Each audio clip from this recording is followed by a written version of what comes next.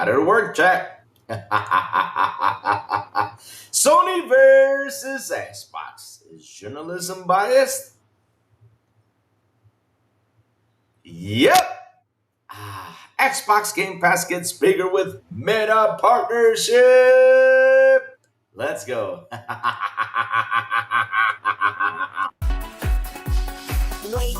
Wake up, it's a brand new day.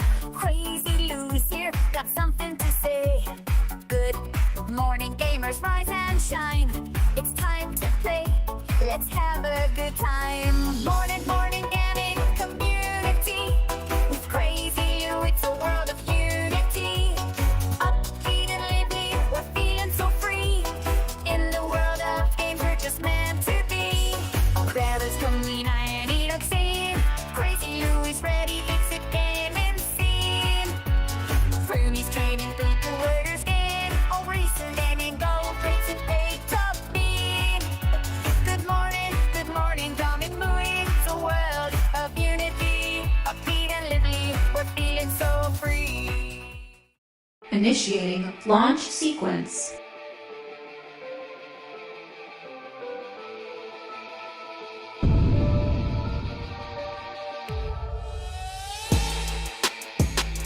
Let's begin. Good morning, everybody. Also, tuning in to the Crazy One. Wish you all a beautiful and awesome Wednesday. Chat, good morning. You may look. I turned on this computer at 9:05. 9:05 this morning. I've been in this room since 9:05. I did my coffee early. I got my water early. I got everything early. And I've been sitting here for the last 10 minutes waiting for Eve Mugs to decide to start working. And all of a sudden, when I said this is getting on my nerves, it decided to work. So I guess I got to turn on my computer 35 minutes early so none of this shit does happen. I don't know what the hell is going on, but really, I'm starting to get ticked off with this crap. I am. Usually it was quick. It was boom, boom, boom, boom, boom. Right here, just going live and that's it. Nothing else. 127 Yankees says, so true of the gaming media. Yes, sir. But you know what? I am glad someone went out there and wrote about this, but they're missing someone that is Windows Central with some of their topics. Yes. Apex NYC, good morning. How you doing? Talos, the man with the what's up, Talos? How you doing? How you doing? Yes, Apex says Sony good, Xbox bad. The thumbnail is pretty accurate account of modern day gaming media. Yes, sir. Yes, sir. Yes, sir. And we've been talking about this for like the last, 3 weeks, 4 weeks since the layoffs happened. We've seen it. We're seeing that Sony's got a physical CD problem, all right? Which has a lot of fans pissed off about it, with every writer so to be mad about it. And yet on this side, they would just Xbox this, Xbox that, Game Pass is dead, Game Pass is live, Xbox this, Xbox that. Everything is more sharper when it comes down to Xbox. They get slapped around, thrown around, and yes, every time they've been talking shit, Xbox comes around and kicks them back in. I cannot believe that someone was out there saying that its software is actually dead again. And I'm waiting for the article, to pop up for who to write about it. Because you know how they are, though. You know how they are. So let's see who else is in here. Lamont Davis, good morning. How you doing, Lamont? Ube, good morning. Gogo Po, good morning. Judas Roars, good morning.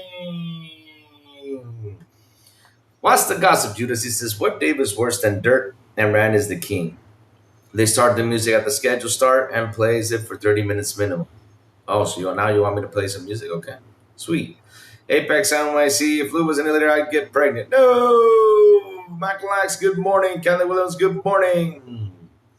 Is your computer gateway with a Premium 2 processor or 2 megabytes of RAM? No, it's not, but it's been annoying these days. I don't know what's going on with, I think about what I'm thinking is there's a problem with the updates when it comes down to Windows. and Xbox too. Because lately, Xbox, every time I log into a game, it starts saying resyncing. I'm like, resyncing with what? What do you need to resync for? And it logs me off the party chat. It logs me off from the Xbox Live. And now I have to stop resyncing and go back in to play the game. It's really, I got to talk to support about this. I'm going to write to them about it to see what they had to say. Or because the thing is, you can't post nothing on Twitter, because if you post something on Twitter, they'll be like, oh, you know how they are. You know how they are. Yep. Hey, Pickles. Good morning, Pickles. How you doing? I got a pickle. I got a pickle. I got a pickle. Hey, hey, hey, hey. That's a good movie, though. Yeah. Hmm. Yep. There you go.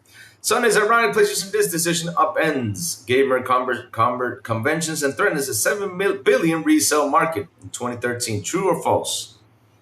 Don't know, Laos boys. All I know is that people are pissed off about it, and me, I'm just eating popcorn and enjoying it. Yep. Yep. I'm finding a mod on one of these Xbox channels saying that Doom is dead and MS killed him. Oh God. Who? What channel is that though? Damn. Microsoft could do the funniest thing they said, but they are as greedy as Sony. But what do you want Microsoft to do about this though? Apex NYC was either Sean's channel, it was the Emmett Kumar. I don't know what you guys talking about. More layouts revealed this week. Man, I saw on Amazon there was layoffs, and I don't see people be mad about it though. GameStop said that used games only account for 12% of their annual sales now. That well, I'll tell you why, you because nobody goes in there and buys shit. Or goes in and trades with them, because why though? Why?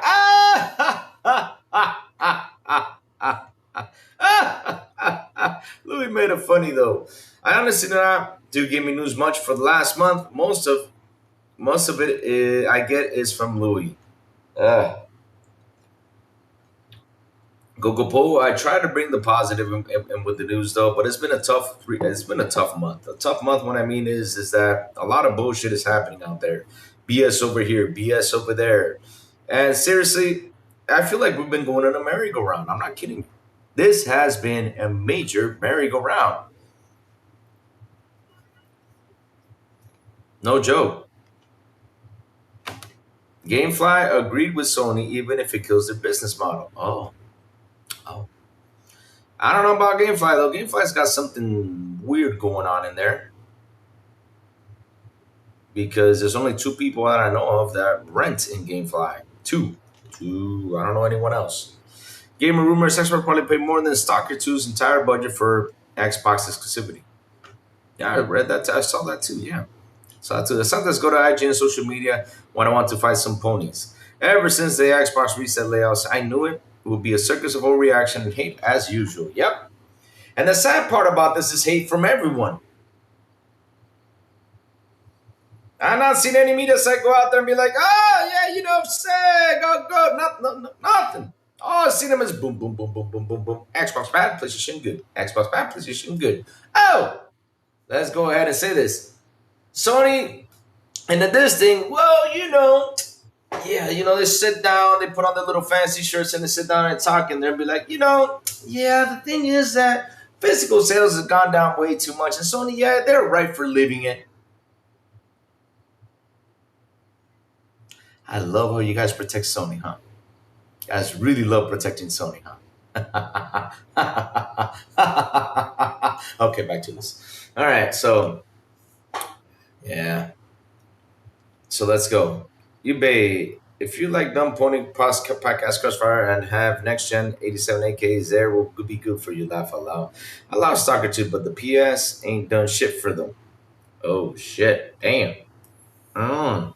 Ray G4, good morning. MS way overpaid for 1 year for Stalker 2 exclusivity.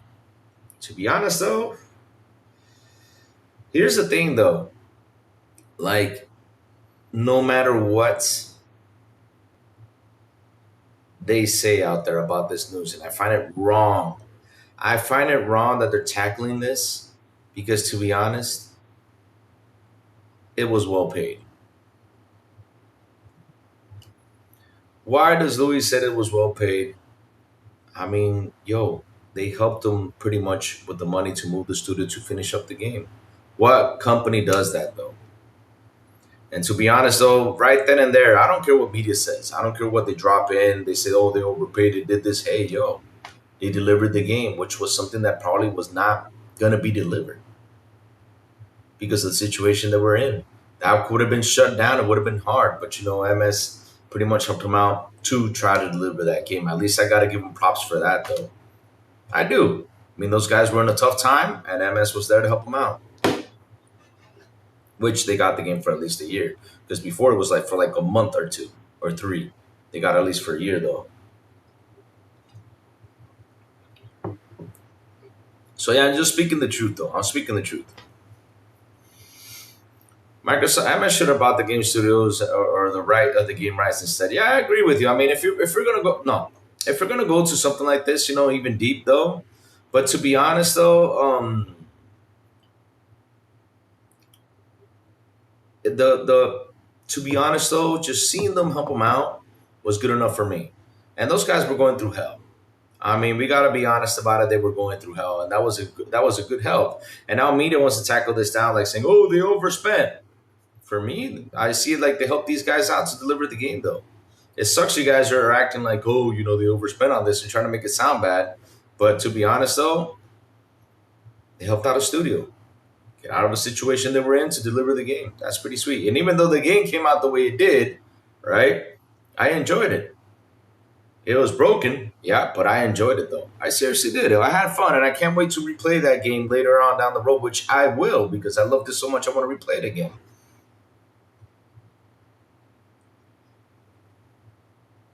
I don't think people realize how much of Xbox is funding gaming in general. It's billions without any positive for Xbox brand. Exactly.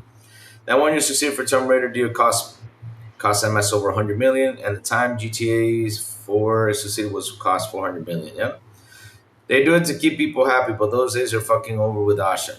Uh oh.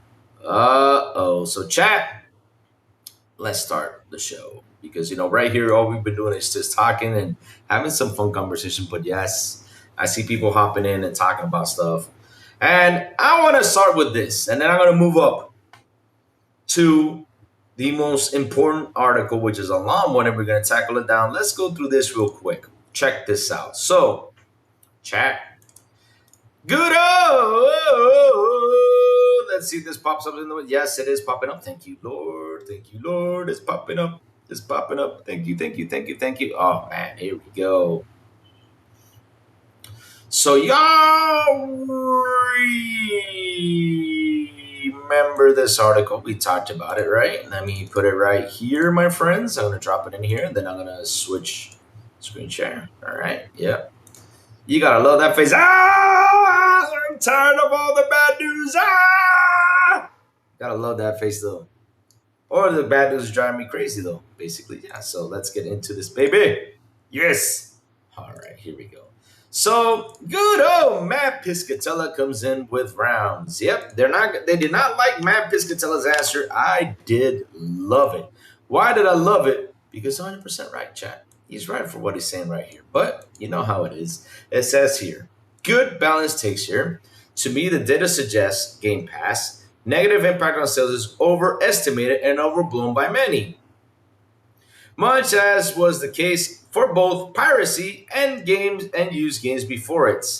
The important insight here is MS does not appear to have clearly laid out the formula for compensation, right? The more pressing driver isn't people paying money for a sub-service. The games are not, as one source noted, free, but the established live service often F2P BMOS. So now Game Pass is going to be de-infamized. I don't know what de-infamized means. Chat, help me out. Let's see what that means. Let me get this meaning. What? Meaning? Sorry, chat. I have to sometimes Google stuff because there's some. Oh, reduce the importance or prominence given to something. Oh, sweet. Oh. De-infamized, which makes me wonder what the new excuse for game underperformance will be. Ah, you see, that's Go, Matt, slap him. Anyways, studio leads often think games will sell multiple times any reasonable benchmark and will tend to blame any external factor possible for poor performance while often hoarding credit for any success. Human nature, whatever, but not exactly unbiased folks when it comes to this stuff. And no, you cannot just multiply the number of Game Pass players of a game by the full MSRP of that game and say the result of this math were sales lost to Game Pass, although people sure love to quote that awful piracy math. Game Pass cannot be at the same time. This incredible. Giving away games free demand destroyer as well as the service that hits a subscriber cap failed to drive significant Xbox Series install base and allow for games like Forza to be ported to PlayStation sell massive numbers. It's not even 7 a.m. on Sunday and I'm fired up.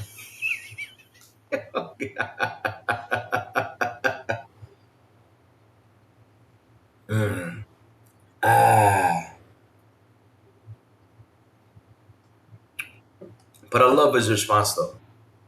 I love his response. He was dead on with that response, and I love that he came by and responded to it because he literally said, "This is not a Game Pass problem.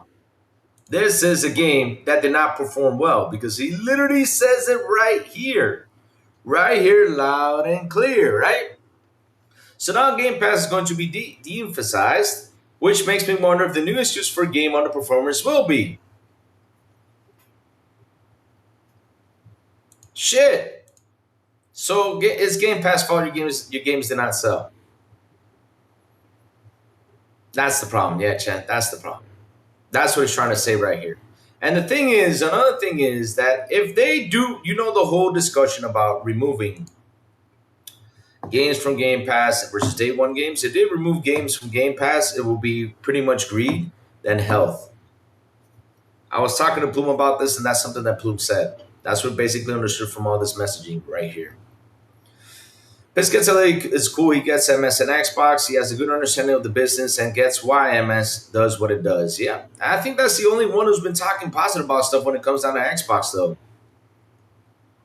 It will be X because Xbox can make good games. No, that's always been there. That was in there since 2018, or the rinse and repeat. But they're right, though. He's right for what he's saying, though. He's right, and he's pretty much furious. Oh, he says, thanks for reading and sharing. That's all you had to say? I mean, this dude just slapped your article all over the place, and this is what you had to say? Wow, you really felt it earlier that day, huh?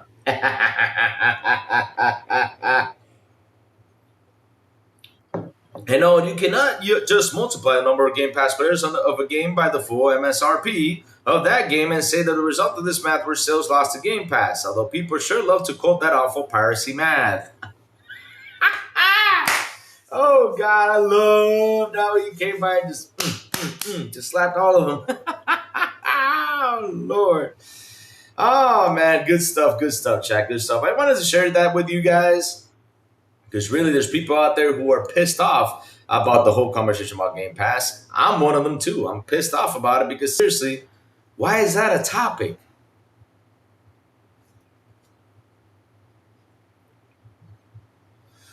Well, Matt would say something the idiots on N4G didn't like. They just called him a fat F and ignored context of what he was saying. Oh, really? They did? Oh, they were mad about it?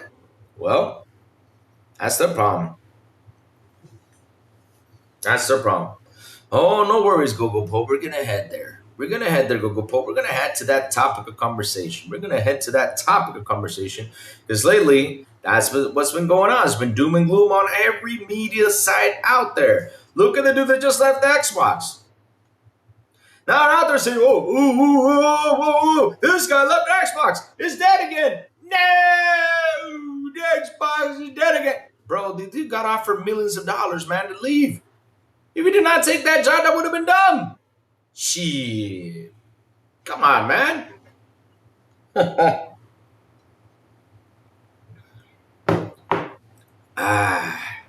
Let's keep it going, chat. But here's the funny part, though. This is the part I don't understand, right? Let me go over here. This is the part I understand though. Come here, chat. Watch this, watch this, watch this. They're not gonna like me today. I always say that they're not gonna like me today. Because today I'm in fire though. Kind of weird though, chat. That's Game Pass is dead though. But yeah. Chat, can you explain to me what's going on? I mean, seriously, let's sit here and let's talk though. What's going on over here?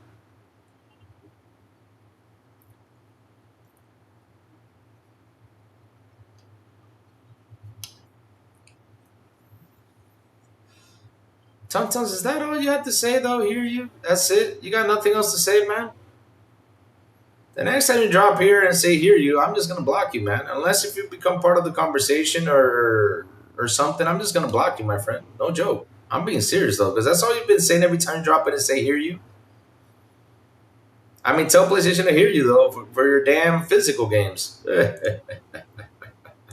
So, explain to me, if Game Pass is so dead, why are they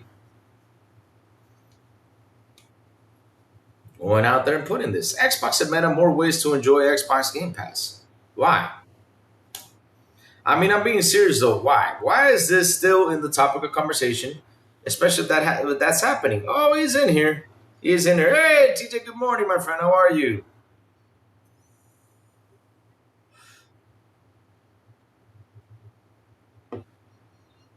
So, why are they going towards Meta?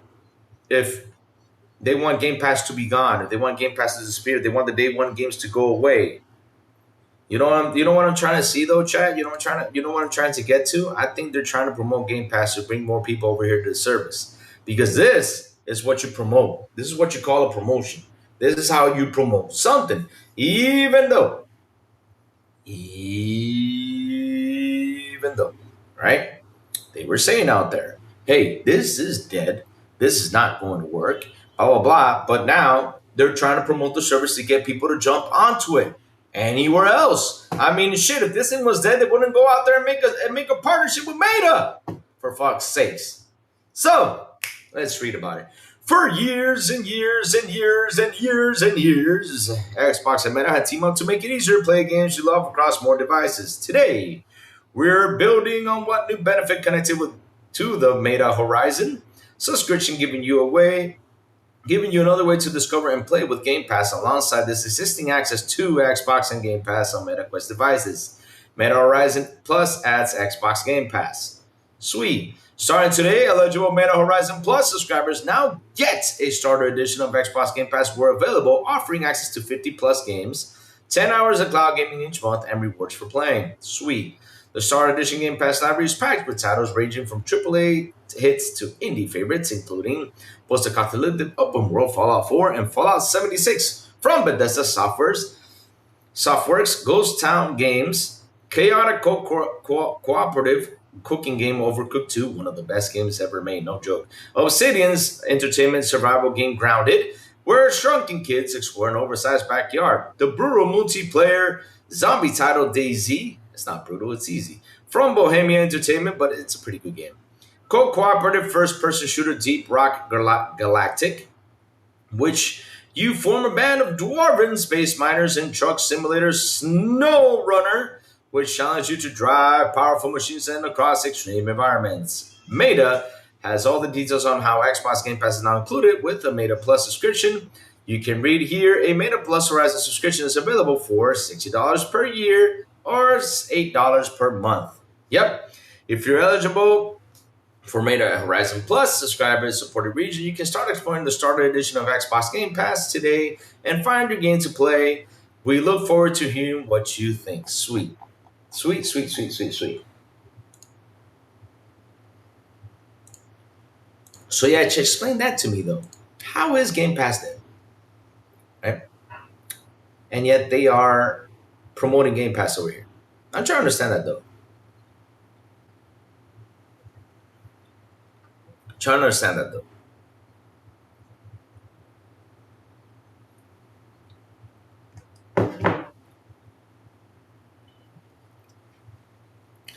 As usual, all of MS has to do is exclusive play, dirty lockup, third party, even in the shitty market. Hmm. Max was on other devices. What?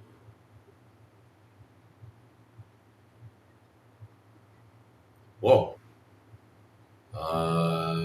Right. So let's keep it going. So it says here, but I can see the cost of content, upkeep, up prices, the amount of subs they don't. Then yeah, it's not worth it. PlayStation can't hear your physical dead. Graduation student are getting into AI or business. Sweet. Xbox and Meta. Mm-hmm. They want to reach more people.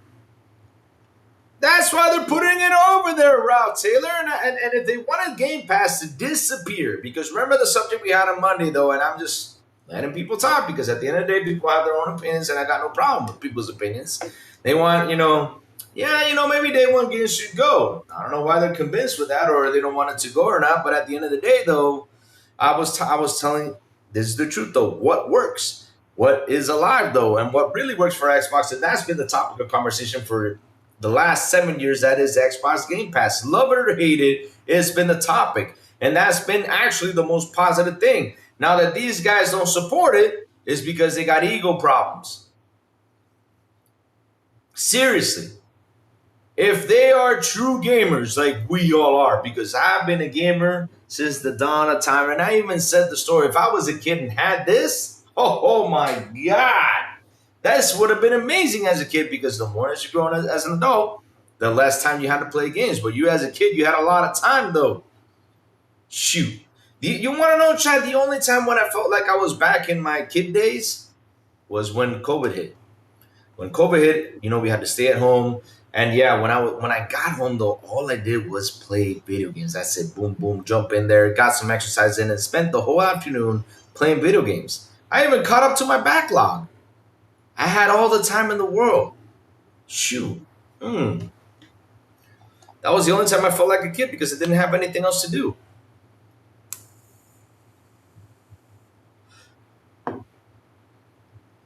And that's how it is, though. I mean, shoot, I wish I had this as a kid. This would have been amazing as a kid instead of having Blockbuster, because in Blockbuster, all I did was rent 1 or 2 games tops.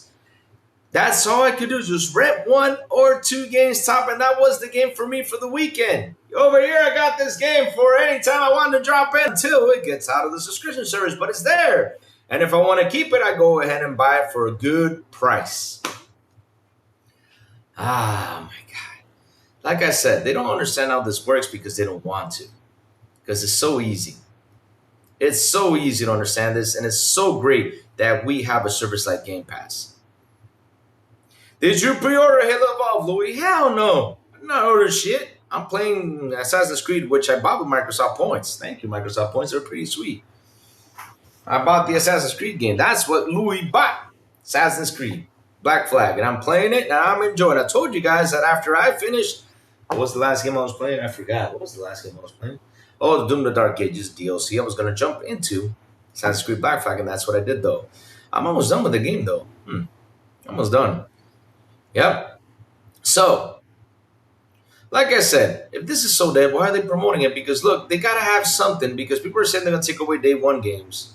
But if you're putting this on Meta, if you're putting this on Netflix or Amazon, as Rear Gaming says that he believes is going to happen over there. And again, Chad, take that as a grain of salt.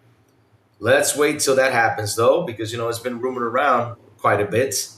But no, Game Pass already on Amazon though. But I know that Netflix, I think they're making a deal with Netflix though with that. But look, if they're putting that Game Pass as a starter kit over there, is to promote the service so people can log in, enjoy it, and try it out. And they'll be like, okay, what else do they have in the table? Let me pay for the $20 or $15 and see what are they bringing in. And then they'll sub completely and they'll enjoy it. That's a great way to promote it. And she's doing a pretty good job promoting this. Adding it to other services that people already logged into. John Bon Zombie, good morning, Louie. How are you, buddy? Chat, hope everything is good. Yeah, everything is great, though. During the pandemic, I was still working. I wish I had time to play games. Well, I did have the time, though, because my job, you have to be present. And then after 1, that's it. After 1 p.m., you had to be home. Businesses were closed and you had to be home. And that's what I did. I stayed home, cooked some food, and just enjoy life.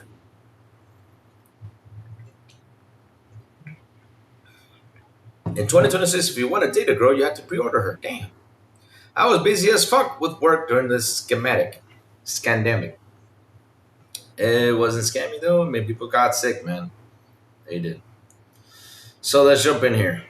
Chat, let's get to the spicy topic because this one is a long read and we are going to fucking read it. Yes, we are. Because he's dissecting pretty much everything in this article. And I'm happy this guy's doing that. I hope he keeps on writing stuff because really, I need a guy like that out here so he can get in, tackle this, and seriously, speak the truth because, yo, we're tired of these guys writing these damn articles and always shaming on Xbox like crazy. Because it's funny, they bash Xbox, but when Xbox gets bashed, some of them go out there and defend them. Like for the reason for that dude who left Xbox. You know how media was out there trying to say, "Oh, he left it. He left the sunken ship and all this stuff," and now he decided to come in and defend it. But wait, you either defend it or you're against it. Because that's the thing that I don't understand though. Because all the freaking time you guys write articles trashing it, and then when someone leaves, you know, for whatever reason, and because they're talking bad about it, you have to go in and defend just to pick a side. Jesus, man, choose your side, man. If you want to be mean to Xbox, go ahead. We'll trash about it. We'll have fun. That's your opinion. Nothing against you. Just it's your opinion, my friend. Opinions are opinions. No worries. So, like I said, I hope this guy out here keeps on bringing this to the table because I'm really happy with this article right here. And I want to say it loud and clear. This dude did a lot of work, and that is Ex Brasa.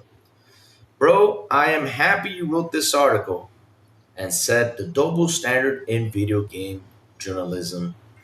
Sony versus Xbox. Let's fucking go. Let's read this nice and calm and enjoy everything that's been said in this article. It starts.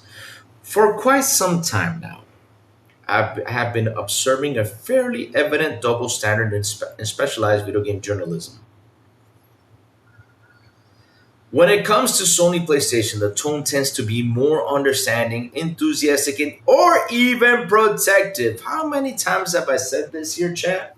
You guys have heard me saying this. I was talking about this yesterday on how they're trying to protect and that they grab a data from Matt Piscatella. And Matt's not saying it because of everything that's going around there. No, Matt's saying this and showing you this because he has the data. And these guys grabbed upon this to start protecting Sony with how the fans feel.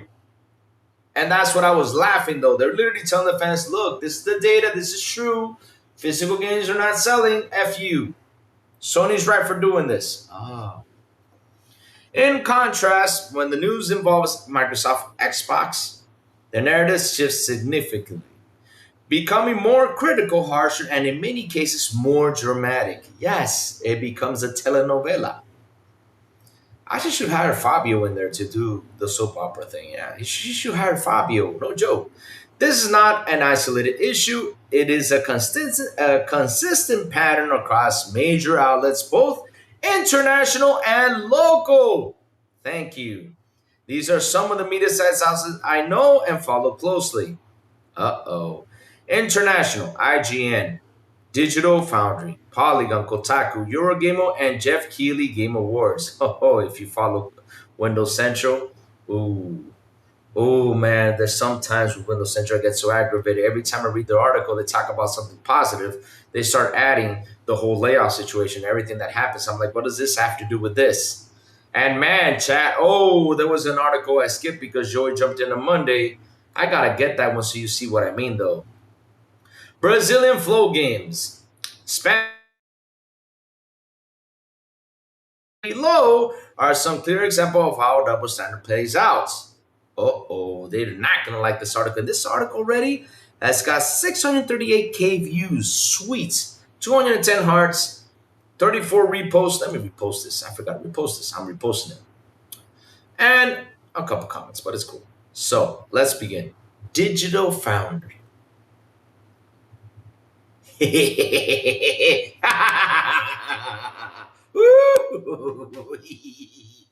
One of the most recurring cases involves how they present their technical analysis. Oh shit! He went there. In several multi-platform games, such as the Callisto Protocol Ghostwire Tokyo Digital Foundry, has been quite critical of the Xbox versions. Oh!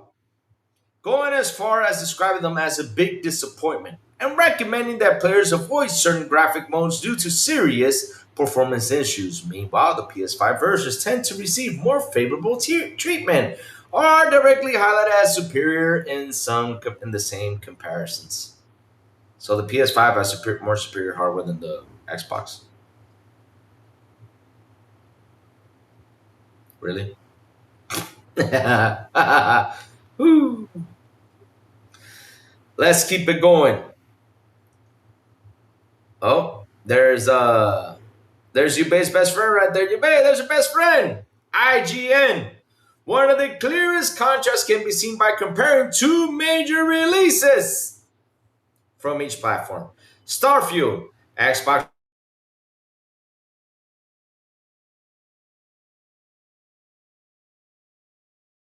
overall tone was quite critical of several aspects of the game. That's not true. That's not true because I'll tell you something. I play Starfield and I play Fallout 4. Starfield, I finished the game and really enjoyed the hell out of Starfield. Starfield was a really good game since the beginning to the end. It was really great. Fallout 4, it began good, and along the way, it started to feel like it was dragging for way too long. That's the difference. And listen, I'm not against Fallout 4. I'm not. Some people liked it, some people didn't, but for me, it was a drag at the end of the day. When Starfield, I did not feel a drag into it because there was always something else to do. In Fallout, you either pick up the armor or you run around doing pretty much the same thing or fight a monster, do this and do that. But in this game, you fly a ship, you land on a planet, you go ahead and explore, you go back up, you go to another planet and explore. In Fallout, you're exploring the same planet. That's why I'm saying it's felt kind of like a drag for me. There's nothing bad against Fallout 4, but I'm giving you, I'm being as honest as I can be. But yeah. On the other hand, God of War Ragnarok, the PlayStation received a 10 out of 10 described as an almighty achievement and something that creates new high that makes many of its peers look moral by comparison. The coverage was far more generous and praise heavy. Wow. Wow. GameSpot. This guy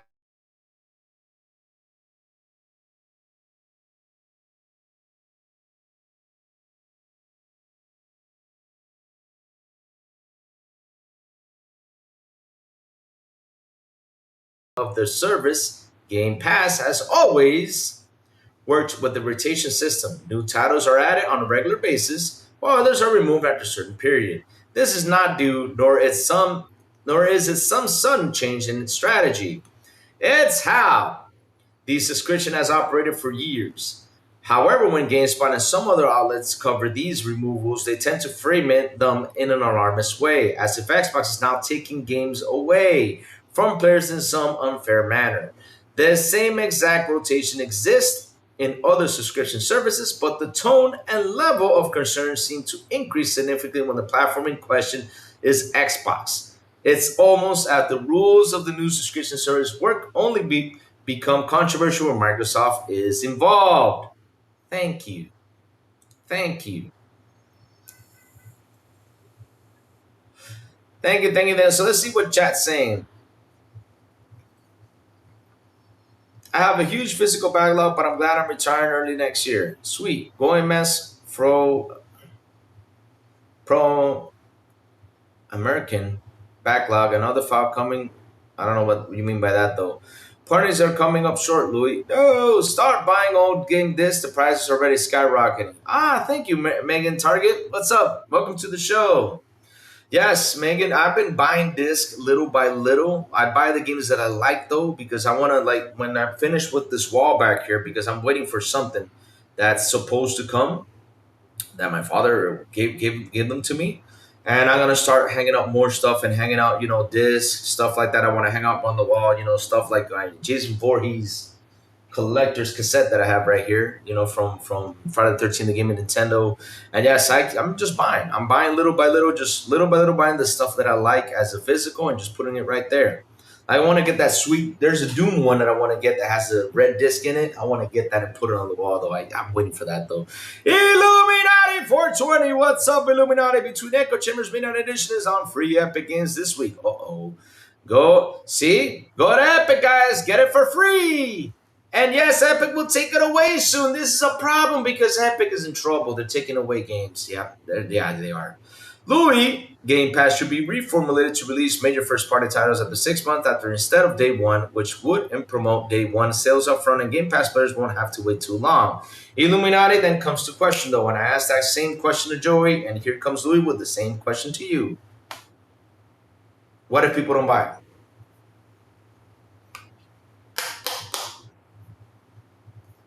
We're in the same position, though. Even Matt Piscatella said it. You either put the game there or not, people are not going to buy it. We have a problem out here, and that is because, look, Illuminati, believe it or not, I've explained this tons and tons of times again. People have something else to play. People have backlogs. People have this. People have that. And at the end of the day, though, you taking the game away from Game Pass, you know what they'll do? First off, they'll do what I do. You know what Crazy Louis does? Crazy Louis goes in, he sees, what are they talking about this game? Like, for example, I used to have Maurice out there. Now I don't have Maurice anymore. But, yeah, I still type to Maurice and say, Maurice, did you try this game out? Yeah. How is it running? Oh, it's running like this, like this. And if you tell me wait a while, I will wait a while. And once I see it on sale, we'll pick it up on sale. And that's what, right now, people have been doing. They see the game that's out there. They say, well, I'm in no rush. I'll wait. That's what they do because they don't follow the media trends. They don't stick to that. There's only a few people that do follow that. They do. So that's the thing, though. What happens if they don't buy it? So what was the purpose of taking it away from Game Pass, though, or dropping it every 6 months? What was the purpose for that? Now, I'll tell you what they can do, though, and I even said it to Joey this, and Joey was like, no, I don't agree with you. Oh, you don't agree with me? Cool, I get it. Because, again, this is an opinion talk, though. Now, if they remove day one games, what they can do is the first-party titles, they can put in a 30% or 40% price shop, and people will say, okay, I'm going to be sub to Game Pass. That's the only way I think people will kind of accept the whole situation if they remove first-party games out of it.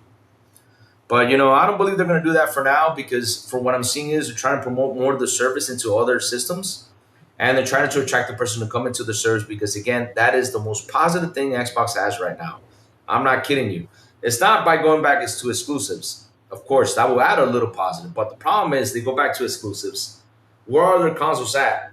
Because they don't have enough consoles to face the world. The demand that they're having, which they're having a high demand, they said it. They're having a high demand for the console. And then they're trying to work as fast as they can to ship it. That's one.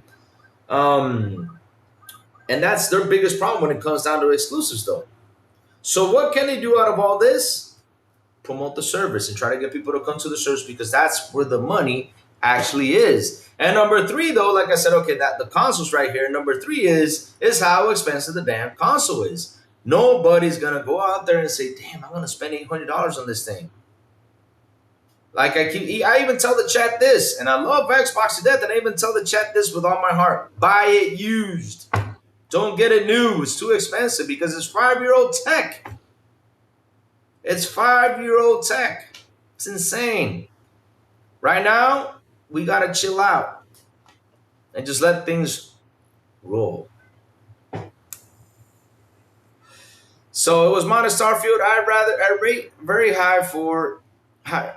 I rate both very high or Fallout 4 and Starfield is 9 out of 10 games. People are just stupid to not take reviews as reality. Yep. I like Fallout 4 than Starfield personally. Fallout 3 maps, bro, is not the same the whole way through. Modding. All right. Sony got him again. Mods saved that game. So,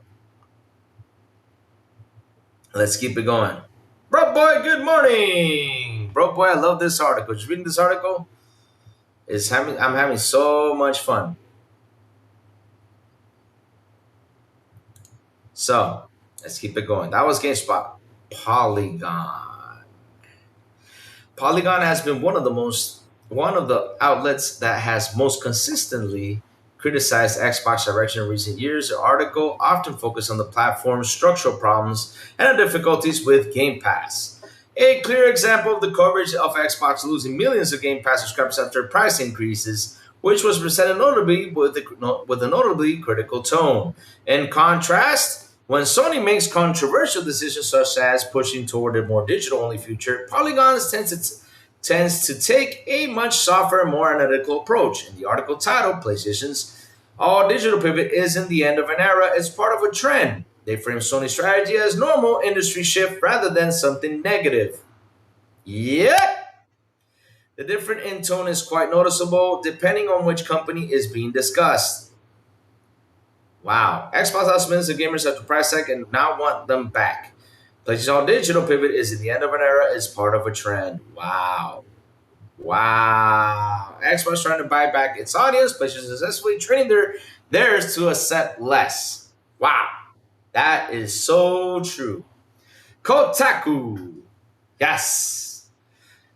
If there is one outlet that clearly stands out when it comes to double standards and hostility toward Xbox, it is Kotaku. By a wide margin,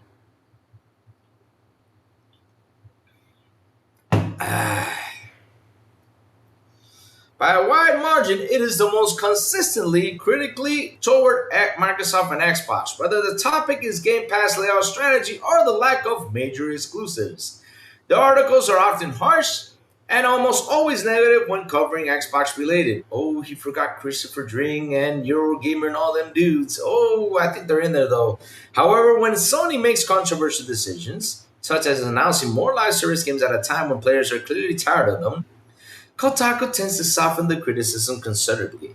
A clear example of this has been seen in the coverage of Sony's announcement of a new live service game in the Horizon franchise. Instead of criticizing Sony's strategic decision, the article mainly framed the issue as a matter of bad timing, as if the problem wasn't the decision itself, but simply the moment it was announced.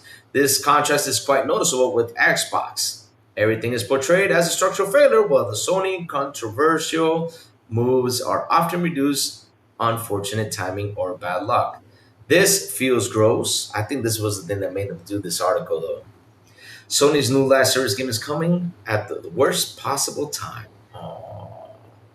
Show them the love and the passion. Didn't IGN give Conquer 9 out of 10? I do not know. This article has so much truth. It does, doesn't it, huh?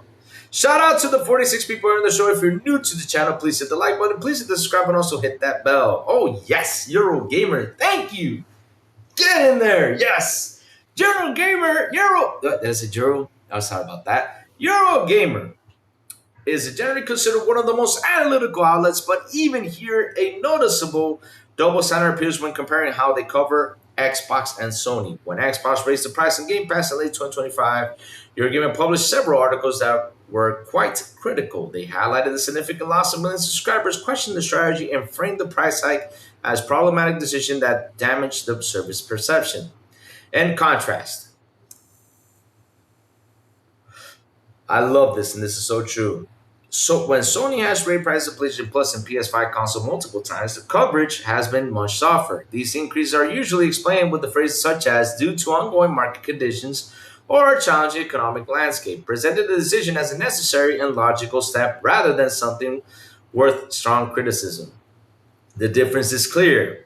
Example, double standards, the same action, raising prices on a major subscription or hardware, receives far more critical treatment when it comes from Xbox than when it comes from Sony. Game Pass lost millions of subscribers as a result of last year's controversial price hike. Xbox strategy officer reveals Sony announces major prices for PS5, PS5 Pro, and Portal as it blamed continued pressures in the global economic landscape. Oh,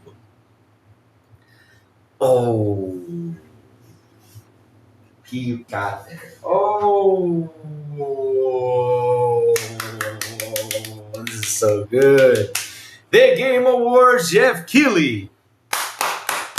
The Game Awards began in 2014, and since its very first edition has shown a very clear pattern. Sony games received significantly more attention and better treatment. Both during the show and in the final results, Xbox first-party games, on the other hand, have been consistently overlooked when it comes to the biggest prizes. Despite Xbox releasing several major and well-received games over more than a decade, no first-party Xbox games has ever won a Game of the Year at the Game Awards. Here are some clear examples. 2014, basically, when it began. First, the Game Awards. Yeah, that's the first one. Yep. Dragon Age Acquisition won Game of the Year. Xbox released Forza Horizon 2 and Sunset Overdrive. The Witch 2015, The Witcher 3 won Game of the Year. Yeah, Xbox had Ori and The Blind Forest. 2016, Overwatch won Game of the Year. Xbox released Forza Horizon 3 and Gears of War 4. 2018, God of War won Game of the Year. Released Forza Horizon 4. What happened in 2017, though? 2020, The Last of Us Part 2 won Game of the Year. Xbox had Ori and Will the Wisp. 2022, Elden Ring won Game of the Year. I think you're off dates, though. Was it for 2022? Xbox released Forza Horizon 5. I think that was, yeah. So, 2023, Baldur's Gate 3 won Game of the Year. Xbox released Starfield. 2024, Astrobot PlayStation 1 Game of the Year. Xbox released Indiana Jones and the Great Circle, which received very strong reviews. 2025, once again, no first-party Xbox game won Game of the Year. Xbox had several major releases this year, including high-anticipated titles, but the main prize went to another platform. The pattern has now repeated itself for more than 10 years, while Xbox games occasionally win awards in secondary categories. The most important prize, Game of the Year, has never gone to Microsoft first-party titles. The Game Awards under Jeff Keighley has consistently shown a strong preference for Sony, both in presentation and its final results. Whose article is this? Sincere's, you gotta love it, huh?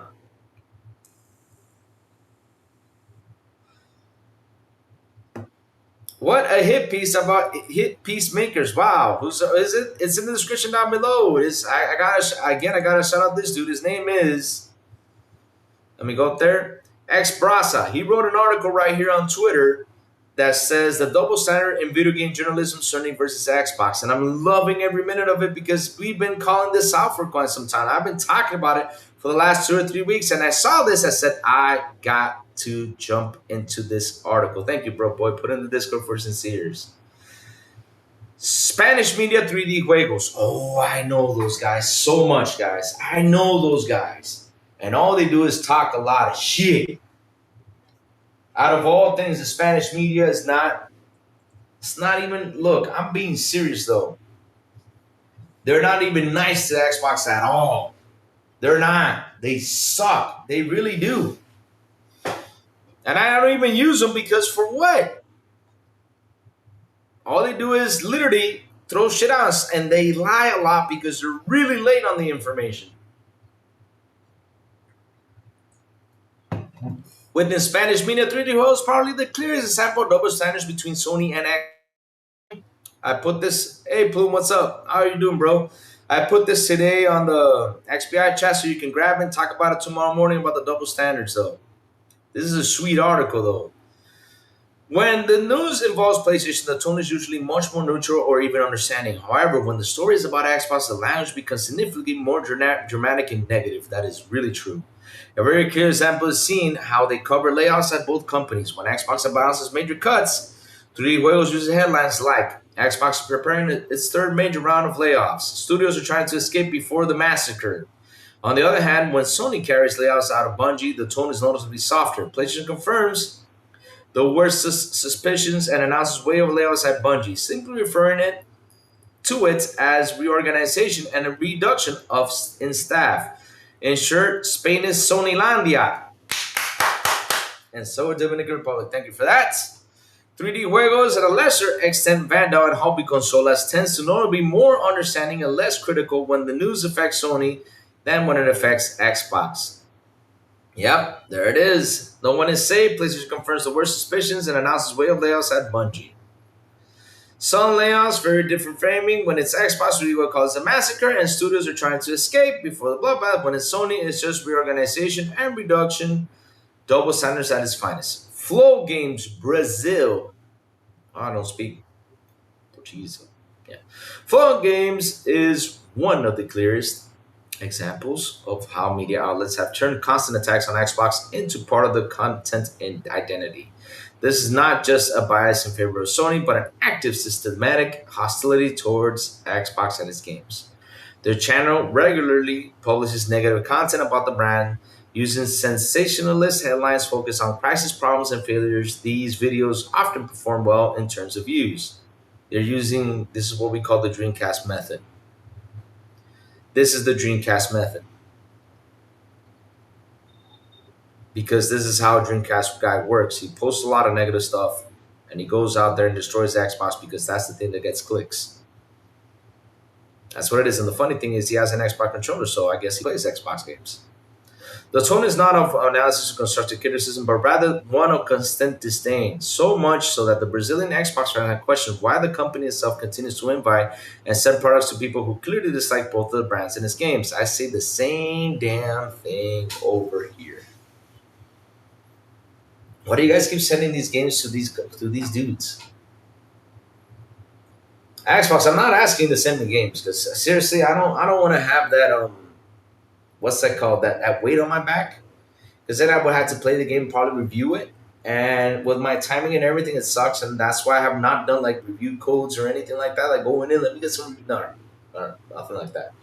Because look, I'm a guy that if I get something from you, I promote you seriously, and then I go out there, and buy something from you guys because you guys gave me something back.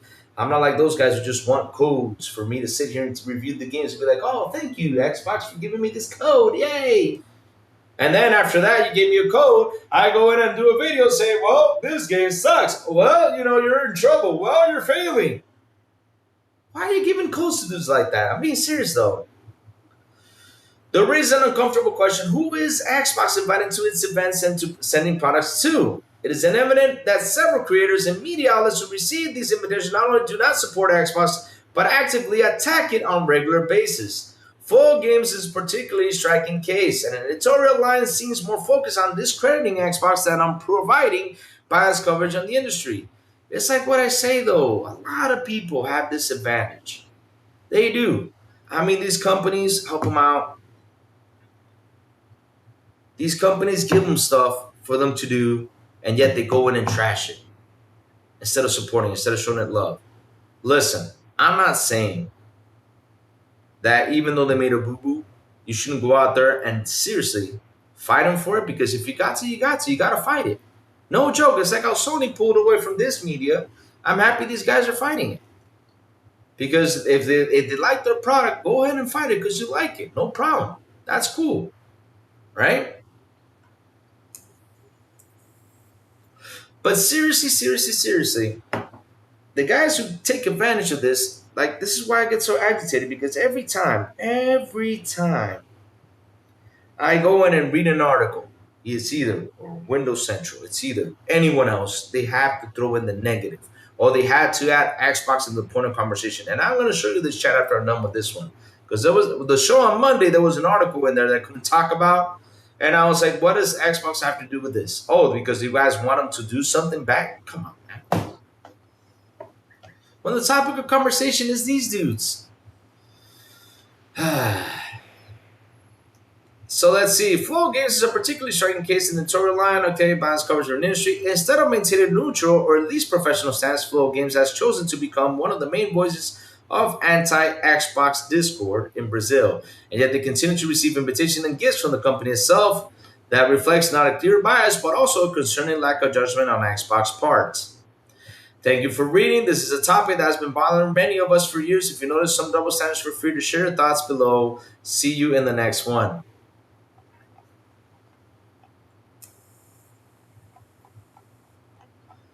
There you go.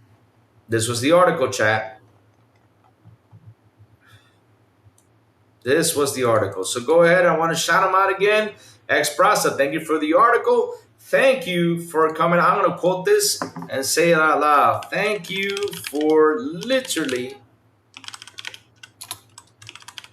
doing this article. So much truth behind this. Let's go. Post. Yep, there you go. Reposted it. I'll take the blame. I don't care. They get mad at me. That's their problem. I don't care. It's the truth, though. It's the truth. I'm tired of seeing all this stuff. It's annoying. They don't even have to show the love. Just be neutral. Exactly, bro, boy. And that's the thing, though, because listen, if I gotta be critical to Xbox, if I gotta go in and tackle Xbox for the shit they do, I will tackle them. Because look, we can be a fan of everything, but there's no problem with being a fan. You can be a fan. But when something wrong comes up, you gotta be there and seriously talk about it. You have to. And this is the thing though, like I sit here sometimes and I read all these articles. I'm like, bro, when will the negative conversation stop about this?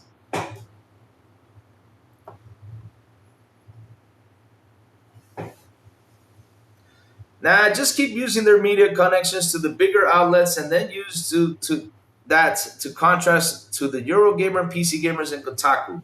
This complete imbalance of opinions and coverage. Alvin is tiring, man. Like, look, you want to know something? I said it earlier today on the show. I felt like we've been going on a merry-go-round this past month. I'm not kidding you. We have Halo releasing soon. We have what's it called? We have Black Flag out there that sold 4 million copies. We have a lot of stuff out there, that we talk about, right? But yet, we've been going on a merry-go-round. We have not seen an article of any of these outlets talking about, hey, yo, dude, Sony's getting away from physical media. We understand it's business, but what can we do for digital rights? I've not seen any media outlets go out there and talk about this and put this as a topic of conversation, which will be even a more interesting topic of conversation. At least to shift away the tone from the negative side of the whole physical thing. I'm being serious. Like nobody has come out to talk about it. But what are they doing though? The merry-go-round is this. This is the merry-go-round. Game Pass is bad. Layoffs. Xbox layoffs are awful. Studios have been killed.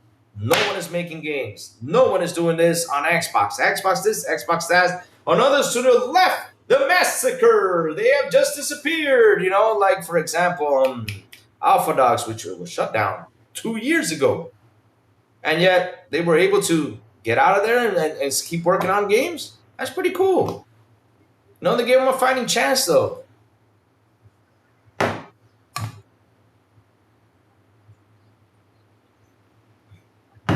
What company does this? Because EA doesn't do it. EA shuts down and says, fuck you. That's what EA does. EA shuts down these studios and says, F you. I'm not asked TJ. TJ has been asking for years for a Command and Conquer, and he can't get it. I can't get it either. I wish I had a Command and Conquer, but I'm not going to have it anymore. I can't. EA shut it down. Sony and PlayStation shut down Bluepoint instead of saying, hey, Bluepoint, here's some cash. Get out there and see what you can find and keep up making games. No, they shut it down. Why did they shut it down? Because, they don't want that sweet. They don't want Bluepoint to go out there and sit down and talk to Xbox or sit down and talk to someone else to remake something and everybody would point fingers at them and be like, see, Sony, this is why you couldn't get rid of them. That's why.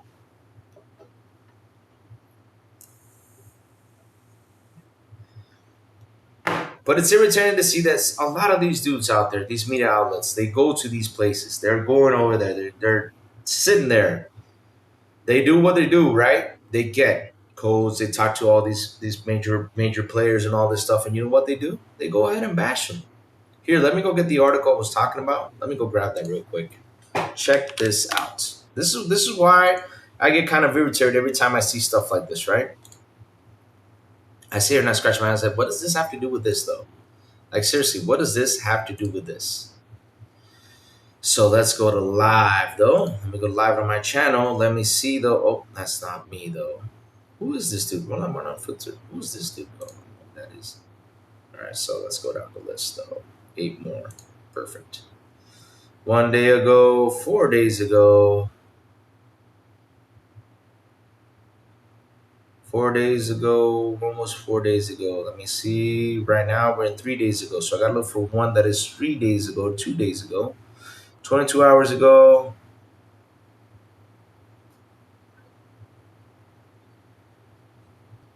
So I think this was it. Was this the Monday show? I think that was Friday show, though. I'm trying to get Monday show. Oh, and guess what? I got a copyright strike from the WSJ video. Thank you. Not doing that ever again, assholes. I think this was it.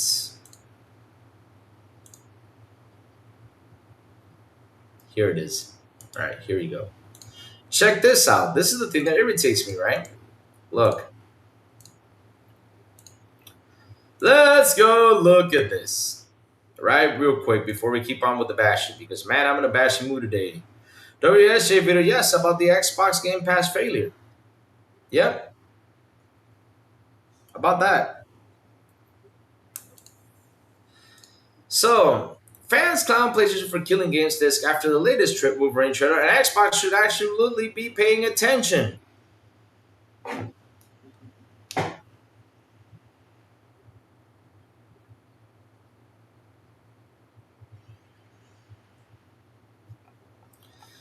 Blah, blah, blah, blah, blah. You know how people are mad with the physical thing and all this stuff. Let's read the area. Xbox couldn't figure out a way not to offer an alternative.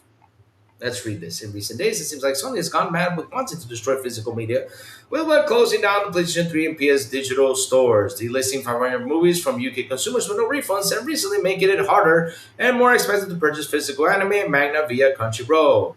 If companies like KFC and Domino's are mocking Sony for killing the physical media, you know something's gone very wrong. Now, granted, it's very likely Xbox dealers would drop will drop physical disc as well. So there you go. There comes the bashing.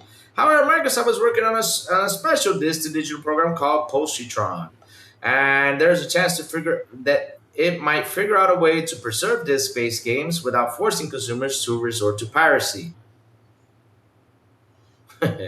What's more, the turbulent backlash Sony may give Xbox the first opportunity is probably decades to give PlayStation a one-up, providing gamers with consumer-friendly alternative to Sony's dark future for digital media on PlayStation, if it plays its cards right. Only time will tell. The future holds for Microsoft and Sony. Still, in the meantime, I'm praying for Miles Wolverine to land on PC, and perhaps Xbox one day, even though the odds of both are very unlikely, because it looks too awesome to be contained on a single platform. What is this? See what I mean? See what I mean? See what I mean? This is what irritates me. Like, seriously, we do not know if the fucking Helix will have a disk drive or not. We do not know that. Why are you guys putting that there? That's one thing that ticks me off. And the other thing that ticks me off, what does Xbox have to do with Sony's fucking thing that they said, though? When we know that Xbox for years has been telling us, listen, we have gone digital. We know. I'm being serious, though. Chad, I got a question. I'm being all serious, though. This is a serious question. And look, would you guys be mad if Xbox decided to drop physical? I mean, for years and years on end, we've been digital, though. I'm being serious, though. Would you guys be mad? If you guys be mad about it, hit hashtag yes or hashtag no. Go ahead, say it in there. I want to see what you guys have to say, though.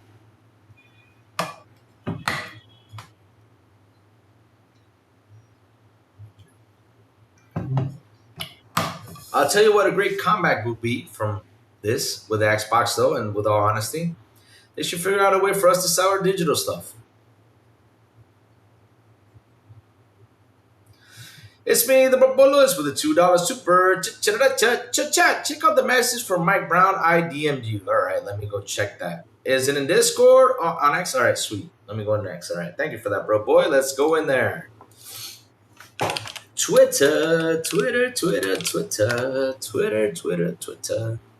Tweets. Let's go in.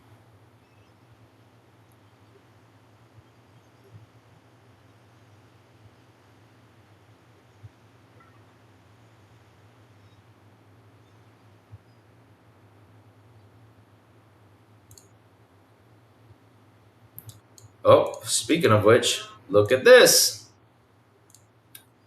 See what I mean, chat? Here we go. Here comes Lou with some more stuff, and that's thanks to our buddy Plume. Check this out. Look what Plume said right here, baby. Look what Plume said right here. Loud and clear. Yeah, I'm sure if Xbox Game Pass removes day one games, people will just start spending $7 for games instead. According to Sakana Mapiskata, the subscriptions were the only segment of game spending that rose year over year. Subscription actually rose by 7%, while everything else, including mobile, fell. Oh, so yeah, they're going to remove. the thing people are attracted to more nowadays. Yeah, they're gonna move those stuff. Yeah, they will. They will. So let me go get what Bro Boy was saying right here. Let me go get it. Let me go get it. Let me go get it. Let me go get it. Let me go get it. Woo! Woo! Woo! Woo! Woo! Woo!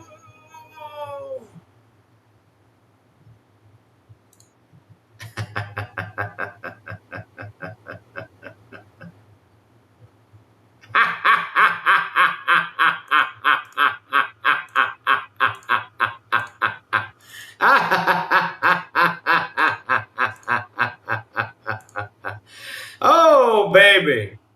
If you're going to be making clickbait articles out of my quotes, can you at least mention my new game, please? Clutch is available to wishes now on PS5, Xbox X, and S, and PC.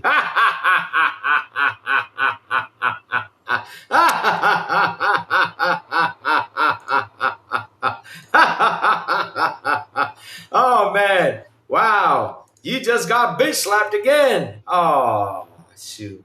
Media sites, y'all never learn, right?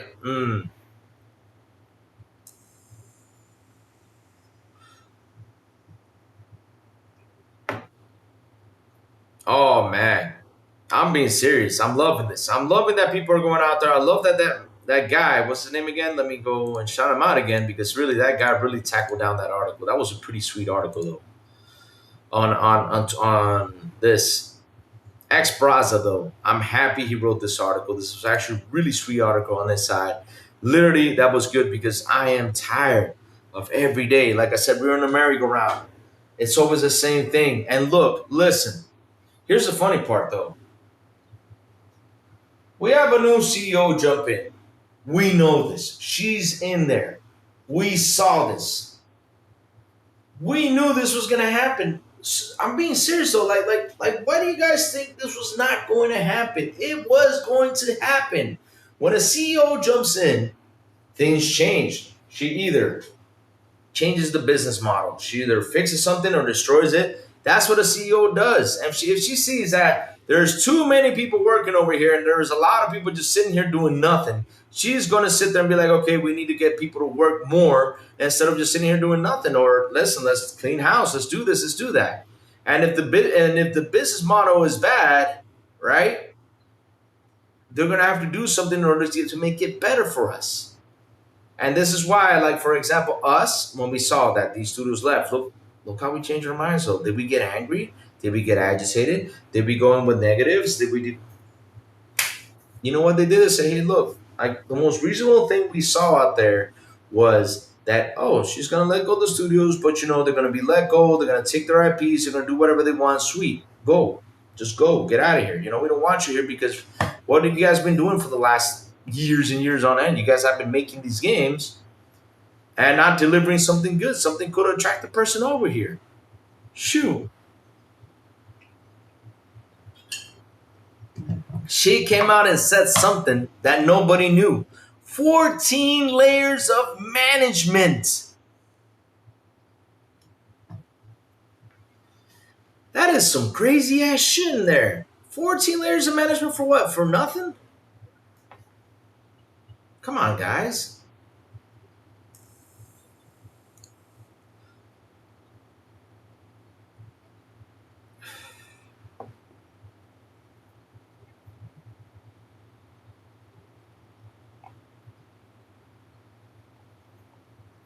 Come on, guys. I mean, seriously. She's actually doing something good and she's trying to rebuild the brand. She's trying to attract the people over here. She's trying to make things exclusive again, which was a negative thing that they were sending games out there. But what we saw, though, no matter, and this is the funny part, though. Again, who is buying these games? Sub-services keep on growing. People are looking more at sub-services than ever. And right now, trust me, chat, trust me, I know this because seriously, chat, this is what they're doing, especially PlayStation fanboys are doing the same thing. They are waiting for games to drop into the service for them to get them. PS Plus. While they're out there playing the same games.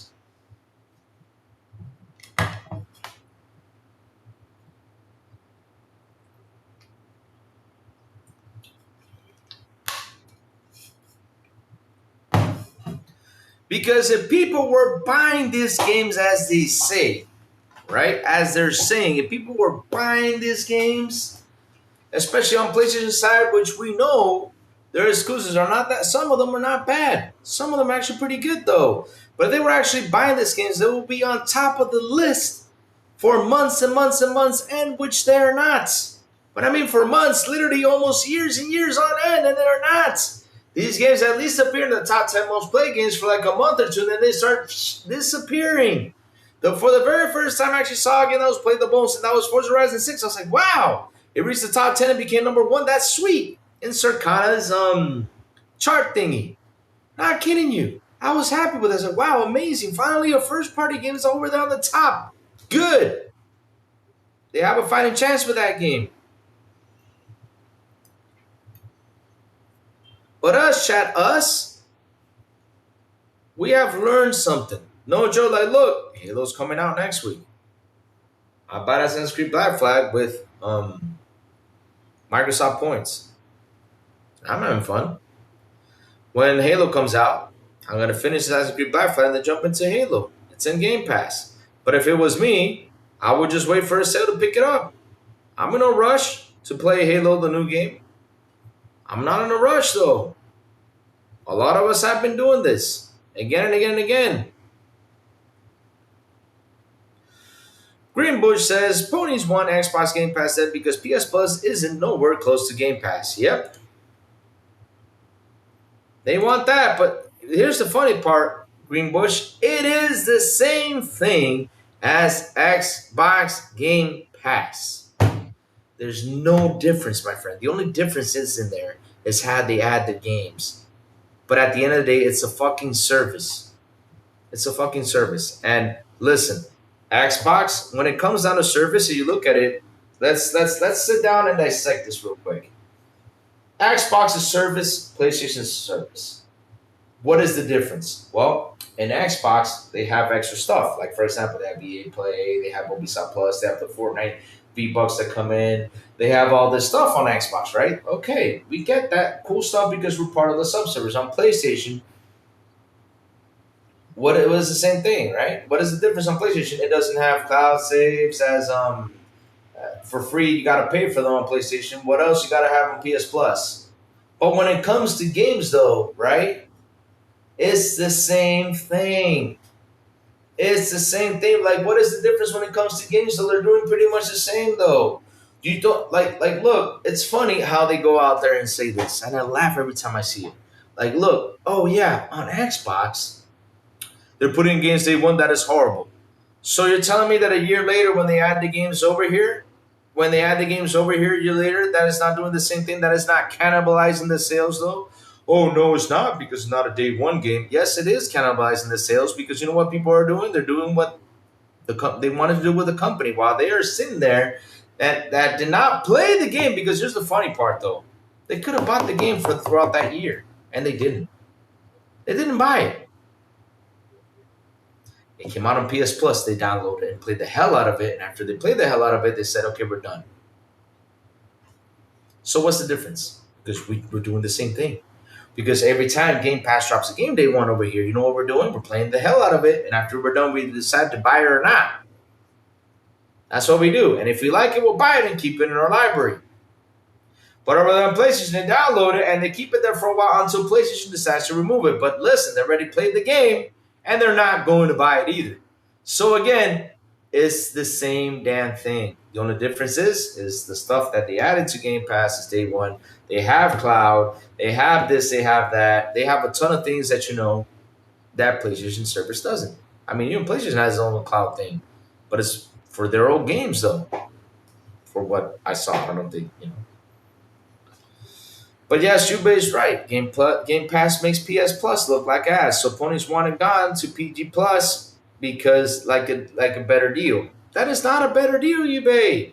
Because at the end of the day, if a person wanted to buy that game, because if you look at it in general, same thing with services.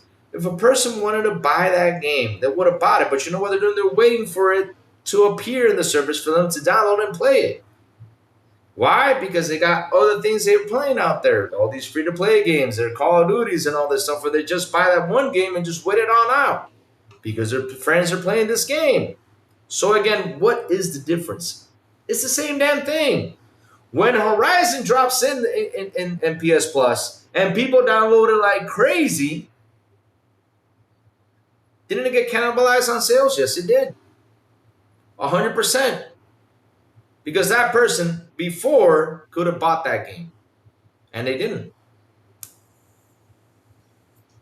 So tell me what, chat, tell me what's the difference right there. Tell me what's the difference right there. So that's the thing though.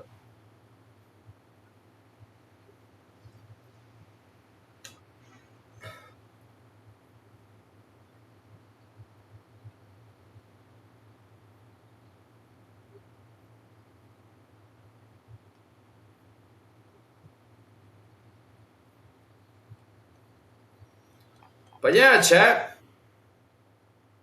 At the end of the day, we're seeing something out here which sucks. And that is that these guys troll on Xbox. Hotshot, I'm not saying look, again, I think you got the wrong thing that I said though. Look, it wasn't day one, Hotshot. It wasn't day one. But trust me, there's people that sit on that console and they wait till it's on plus. Once it's on plus, you know what they do? They download it. And they play the hell out of it and don't buy it. That's what they're doing. So again, the service is doing the effect it does. It's cannibalizing its sales. The thing is, they're so focused on the day one sales that what's going to be the difference? Because look at Saros. Saros only sold 300,000. And trust me, hot shots, when it lands on PS Plus, people are going to download it. When it lands on PS Plus, people are going to download it. And that's what they wanted to do. They sat there and waited. Or they're waiting for a sale to pick it up. Because that's what us, the consumers, have learned throughout the years. Wait for sales. I mean, I got a question. Simple. Chat, who wants to play Black Flag? And how many of you want to play Black Flag but are waiting for a sale? You know how many times I've heard this conversation of people in chat saying, well, Black Flag is out, but you know what? In 3 months, it's going to be on sale, so get it. No joke. It's been here. No joke.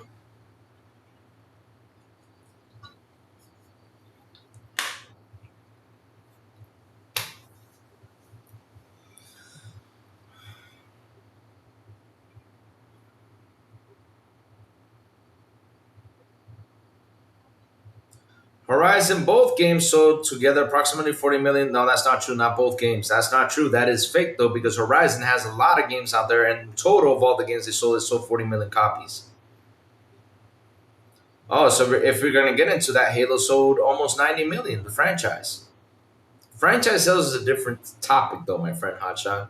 What I'm saying is, nowadays, my friend, nowadays people are doing this. They're waiting for the game to drop into the search for them to download because they have so much to play that they're not focused on that. And they're playing the very same game, Hotshot. They are. Believe it or not, they are. Yeah, and come over here and try to debate this with me, and trust me, I have the data right here. And it's not me who's posting that data, it's Matt Piscatella, and it's pretty there with that data. And a lot of people wait for it on Plus.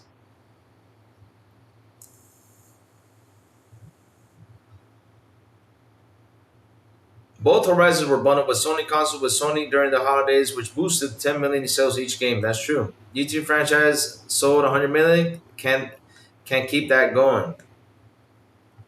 Yeah, they sold 100 million. The franchise did. Sweet. I'm happy for them. Halo, the franchise sold a bunch too. If we're gonna go into franchises, I mean, shoot.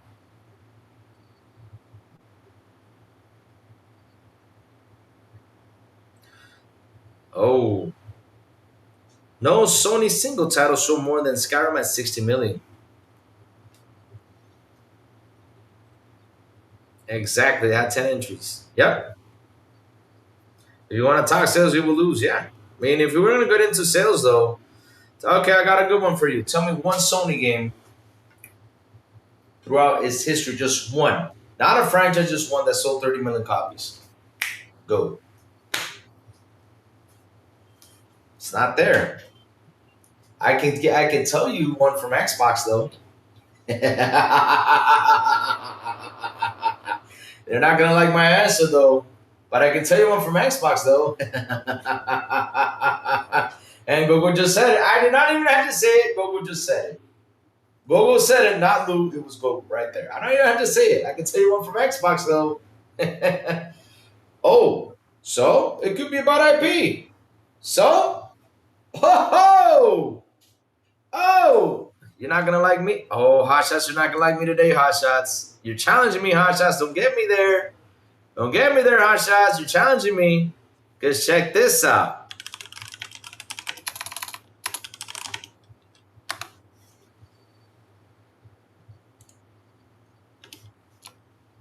You're not gonna like me today.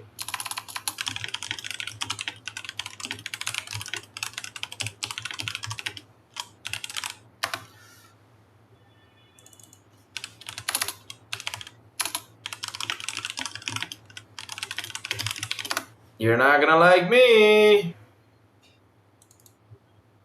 I told you, well, you wanted a challenge. Here you go. So we're gonna get into that like this. I mean, if you want to give credit where credit is due like that, like, oh, it was about IP. Okay, here you go, hot shots. Guerrilla Games was bought by Sony in 2005. You want to keep it going? I mean, I'm ready for you. I said you're not gonna like me. Guerrilla Games was bought in 2005.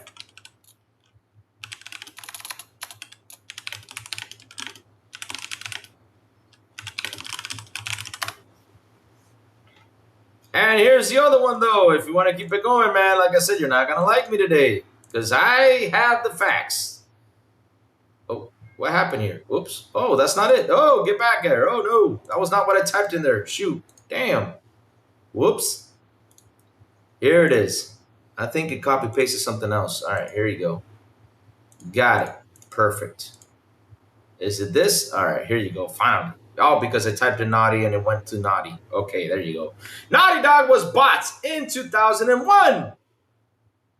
So again, where are we heading with this?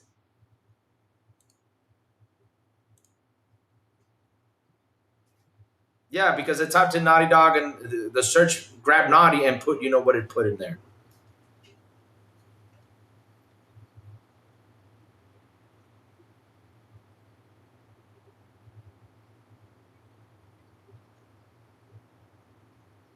Because the thing is,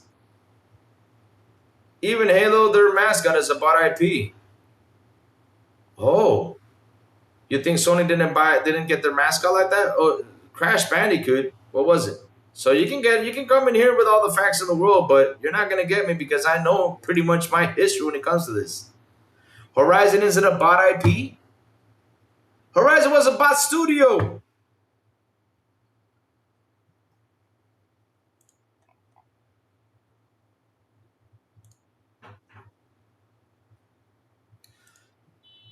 And what games did Naughty Dog have before 2001? Holy oh my god, these guys don't even know their history though.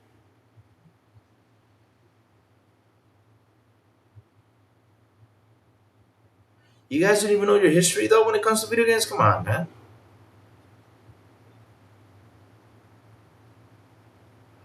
Louis, is your argument that Sony doesn't have a game that sold 30 million copies? Is that what you're saying? Honest question. Yep. I'm asking, what was that one Sony game, not a franchise, just one that sold 30 million copies? I mean, I've not seen that one though.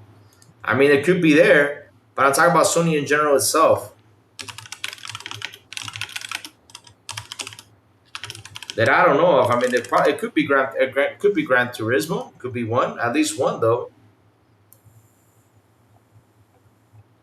It could be. I'm not saying though, but it could be Gran Turismo. Let me see. Gran Turismo 1 total sales. Let me go see. Gran Turismo 1 total sales.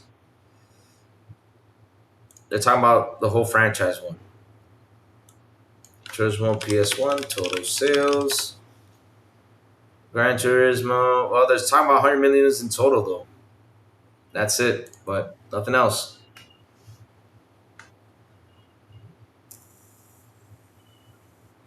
Yeah, I want to see him move the goalposts because it's so funny though. I mean, they want to come in here and debate me over something, but at the end, you can come over. You can come over here, try to fight me with this. But look, the truth is out there. I mean, no matter what you say, you cannot lie to me about things. The only Horizon that is Forza Horizon. I will give credit to Sony. They spent a ton on making games. They will never release numbers because they have already in hundreds of millions by the time Spider-Man released in 2018. Mm-hmm. Louis, you're forgetting GP profits. You're talking about Game Pass profits? No, I'm not forgetting about that. I never have, never will. But the thing is, why am I going to bring that up? They want to. They're no matter if we bring it up, they're going to shame it either way. Though we know it's making profits, so we don't need to bring that up. Though we know it's doing well. Even though, because the problem with Game Pass was they upped the price too much. They went in there, they upped the price too much, and they were looking for that W, which this why it failed. It weighed way too much, way too much. And I was like, the only way this makes sense if 80 start dropping in 80 or 90. That's the only way this at least makes sense.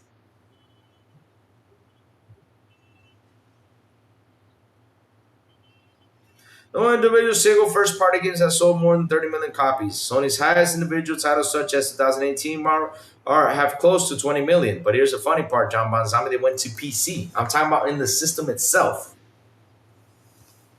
I'm not talking about the ones that went to PC because the majority of those games went to PC. Majority of them. I mean, almost 90% of the catalog went to PC. And they didn't even have a mascot. They would say, hey, Crash, go out there and do your thing. Crash Bandicoot, if you guys remember, was the Sony mascot, which did not get popular. You know what they did to Dish? They said goodbye to it. That's what they did to Crash Bandicoot. They said goodbye, which was developed by a third party, not Sony itself.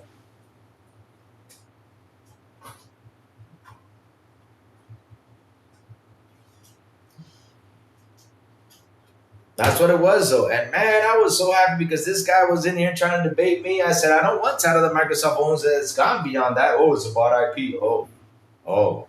Like what games has Naughty Dog done before? Oh, you really don't know what games Naughty Dog has done before? I'll tell you one. They did one in 3D on Panasonic that failed miserably. Naughty Dog was doing bad when it came down to its games, and they got better because PlayStation picked them up.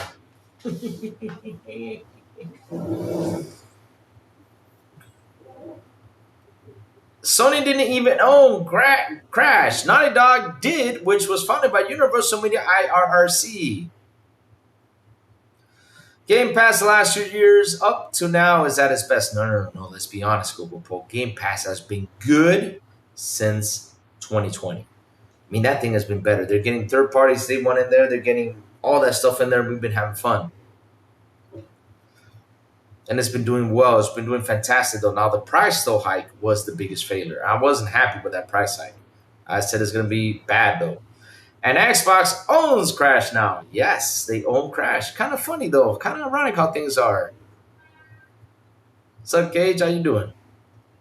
That's how it is, though. And I love how people come in here and try to challenge me because Xbox went out there and bought an IP. Well, they bought an IP, but under their name, though, that IP got bigger and bigger and bigger and bigger and bigger. They bought Call of Duty, and now they're getting the Call of Duty money. Hey, don't get me started with Call of Duty, though. That's going to make me mad.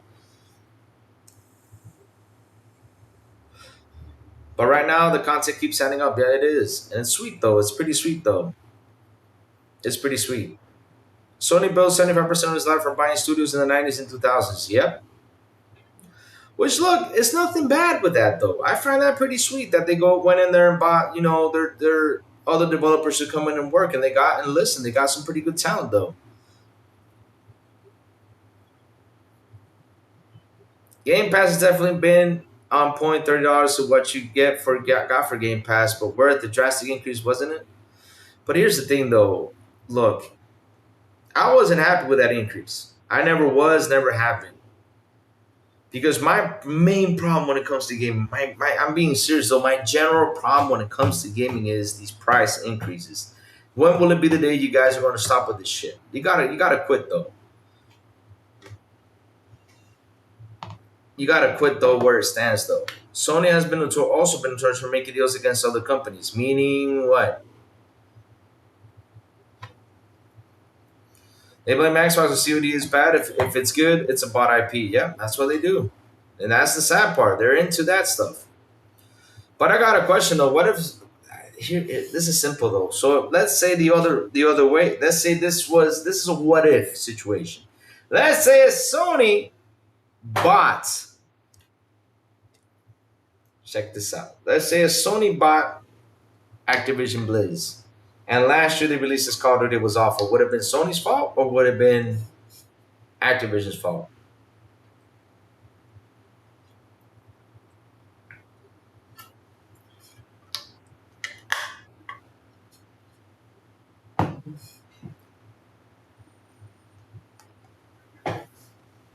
I'm being serious though. Would it have been Sony's fault or Activision's fault? Because kind of funny though. And here's the thing though. Check this out. You guys have heard me saying this time and time again when it comes down to Bungie. Have I ever on this channel blamed Sony for how Bungie is being managed? Nope. It's not because of what I read or not. It's because of what I'm seeing what happened with Bungie.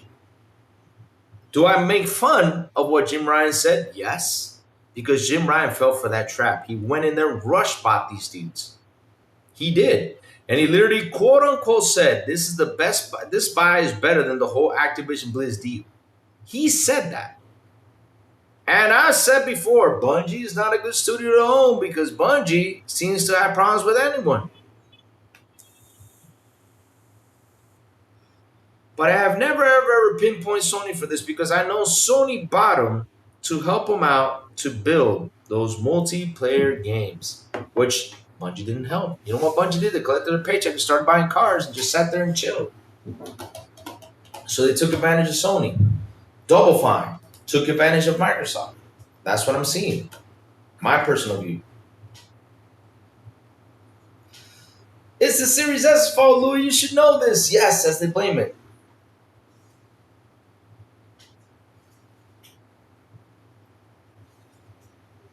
Oh yeah, I know they're gonna listen, and I love to bring out. I'm being serious though. I love to bring out that. I love to bring that on a person on how much to defend Sony, but it's clearly they don't know what they're defending. They're not defending anything because you're trying to teach me something that I already know about. Like, oh, it's a bought IP, okay, but they bought the studio, so that IP was bought pretty much.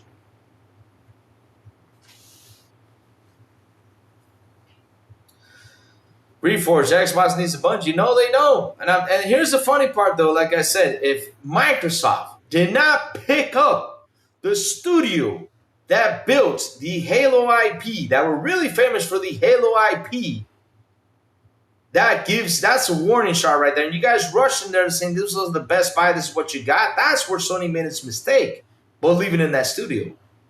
But that studio was literally ready to sell itself off and just disappear into oblivion. They took advantage of the situation and they did it. That's what the dude did. He disappeared to oblivion with all the money in the world. Once his money goes out, he probably may go back and build another studio and make more games to get some money back.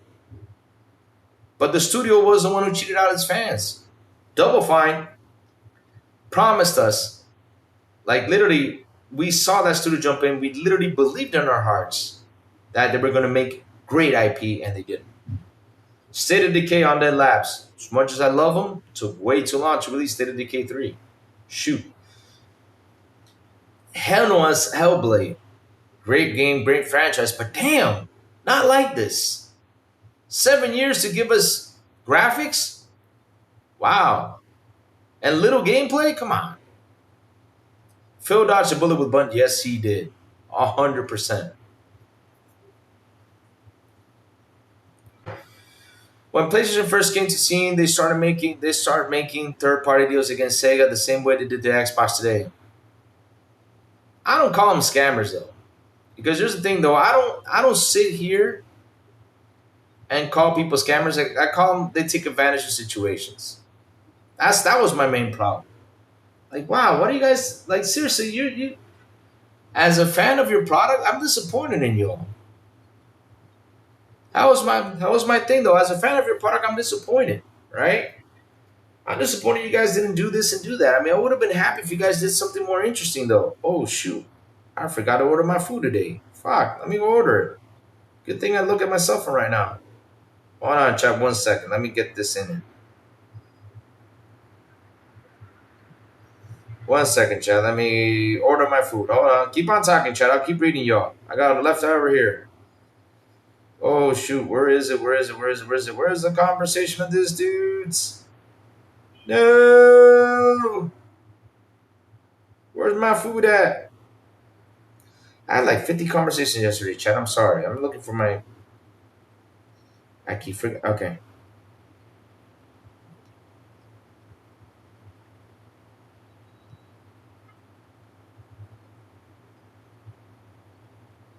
Got it.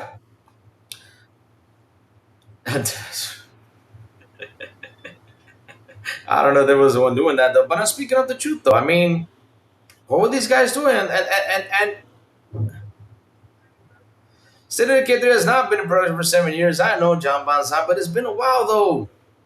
It felt if listen, yeah, it does not feel like it's 7. It feels like it's been 10, 20. I'm not kidding you. It's been years and years and years though.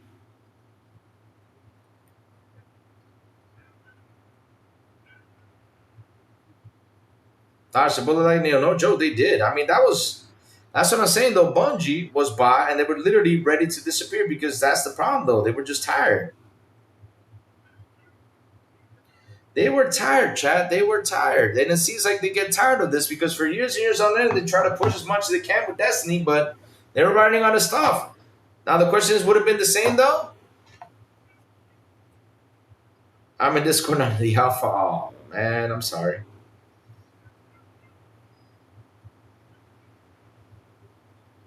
All right, good. So habichuela negra, pollo rostizado, bistec encebollado, arepitas de maíz. So let's go. Let's order the menu.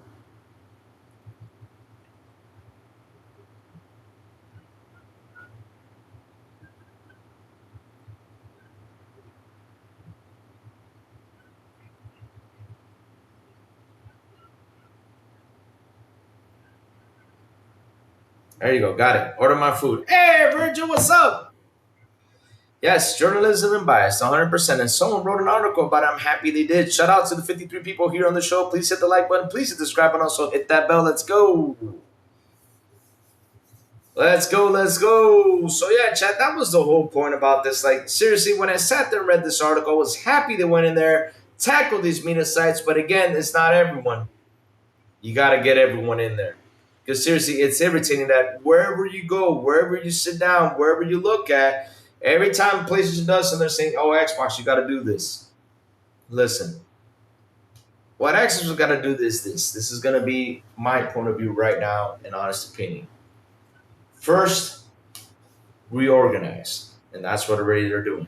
They're doing their 100 days to reorganize. Second, figure out a way to get more marketing in here. That's second. Besides reorganizing. Third, get things people want to buy, want to play. Something that has been in discussion for what we've been talking about. Don't get them to develop a kiln. Don't get them to develop what's that game called? Chad, help me out. A keeper. The other one is help me out, chat. There's one more. Oh, Pentiment. That was it. Don't get them to develop a Pentiment. Get them to develop these great games that people want to play. Grounded is a great game. Avowed is also a great game that I know you guys put two sides to work on Fallout, which I'm happy you finally decided to get this team to work on Fallout. That is something that people have been asking for, especially a new Vegas. Do it. Fantastic. Um, I'm happy that you guys are really, really focused on the things people want to play right now. Starfield has been big. I'm happy Starfield has been big. I'm happy it's doing really well. Yeah, Dev time, get it way down. That's another thing though. What is it? Workflow, make it better because that's something that it sounded like it wasn't better though. Because for what I'm reading and things, they're pouring way too much money with this stuff. Uh oh.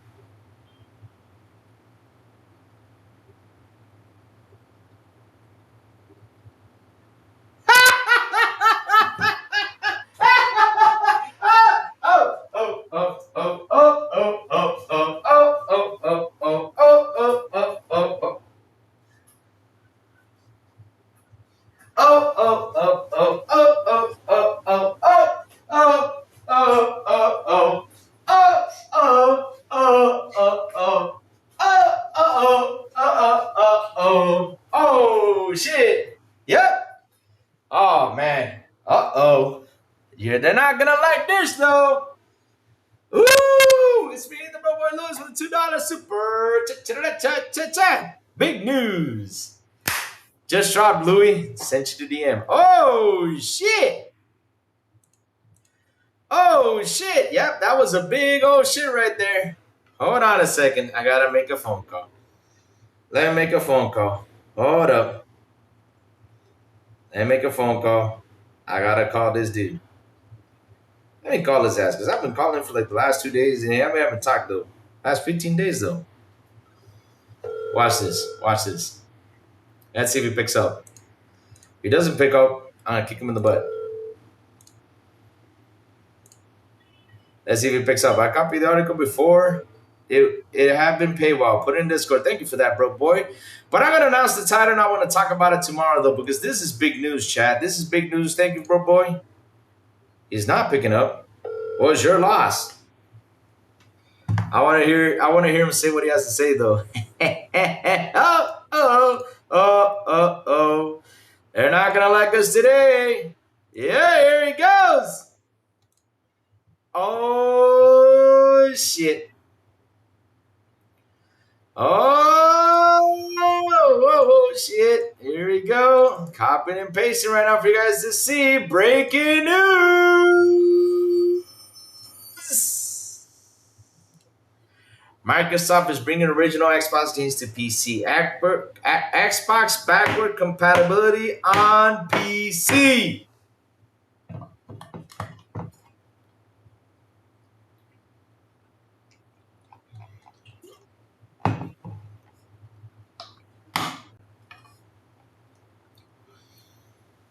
Yep. Chat, that's going to be for tomorrow's topic. But that's some big fucking news right there. That is some breaking news. They ain't gonna like us.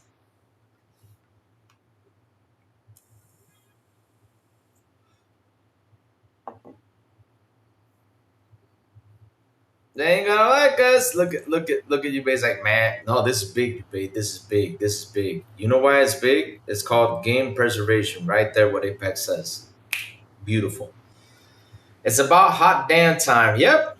Eventually, the whole library or library on the Xbox app PC, that's fire. You know what that means, E-Ranks? That means that once the Helix comes out, everything, remember what they were saying though, everything from the past and everything is going to be linked up when the Helix comes out, because remember, the Helix is going to be PC-like.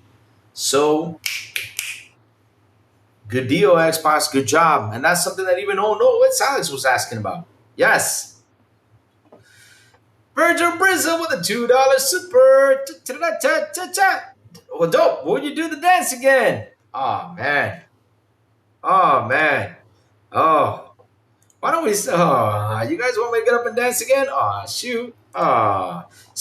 Okay, let's read about it. Let's read about it because I know more is going to drop by tomorrow. We'll talk about it even more. So let's read about it. Well, we have it right here. And it says here, Microsoft is expanding Xbox backwards compatibility efforts today by bringing original Xbox games to PC. An early pre-release will see 4 classic Xbox games available on PC today as part of a bigger effort to bring more Xbox console games to the PC in the future. The first 4 are Blinks, The Time Sweeper, Conquer Live and Reloaded, Crimson Skies, How About to Revenge, and Fusion Frenzy.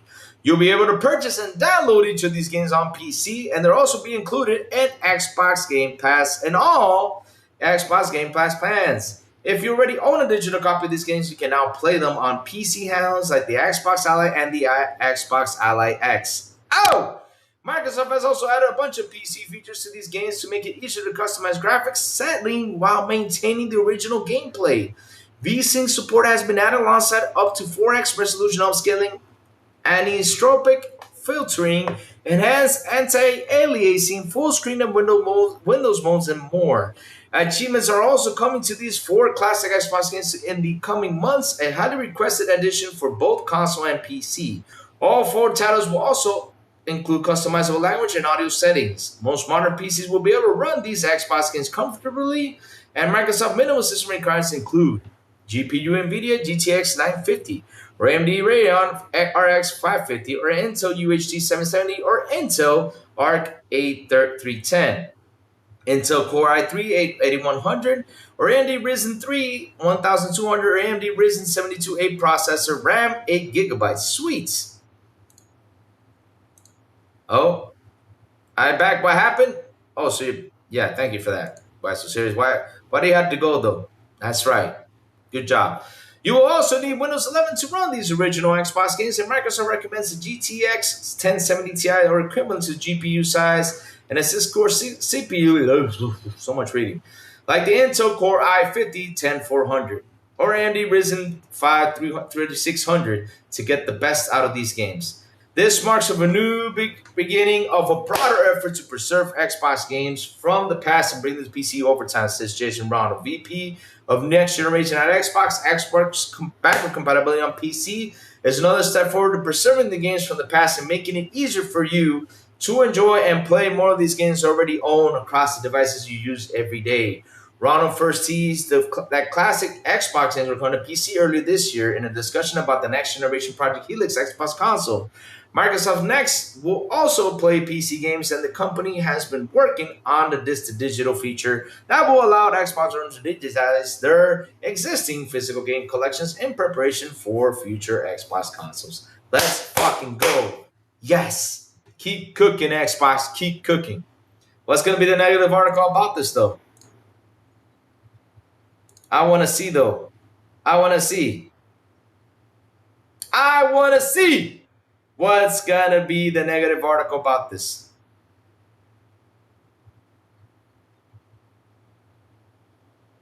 Seriously, what's gonna be the negative talk about this? And it's only 4 games, says why it's so serious. I mean, says Bro Boy, sorry.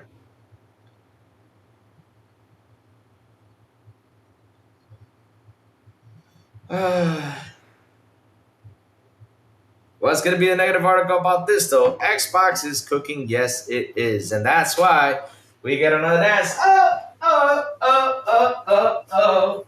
Oh, oh, oh, oh, oh, oh. Oh, oh, oh, oh, oh, oh. The Louis dance. There you go. Be happy, we excited. We're extremely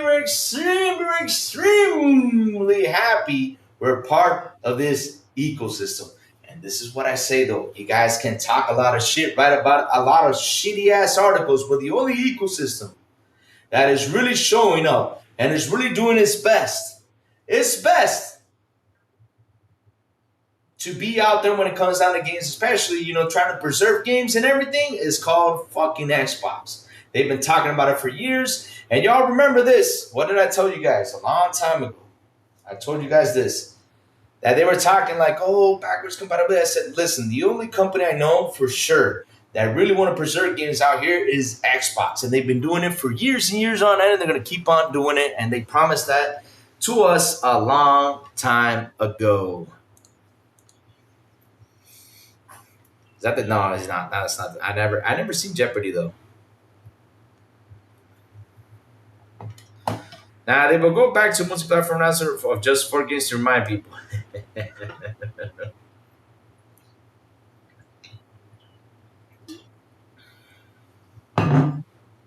They're not going to cry, baby money. They're not going to cry.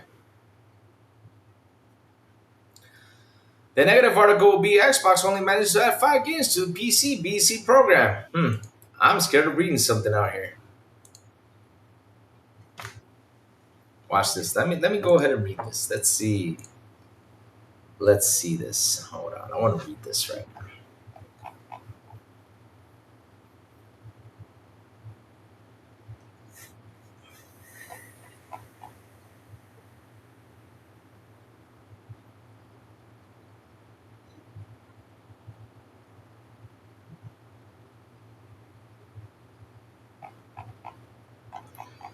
So let's see.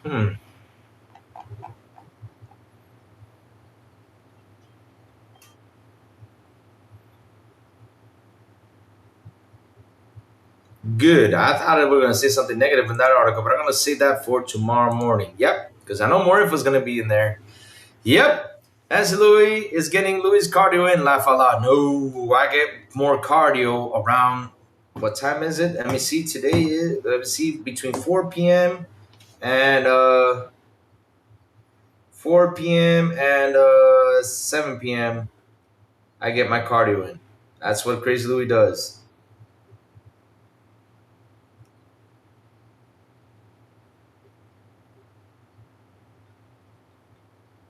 Oh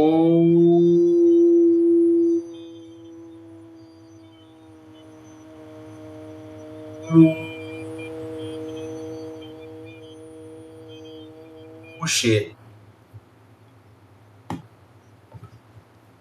Oh shit. I just saw something else too. They ain't gonna like it. Y'all ready for this? They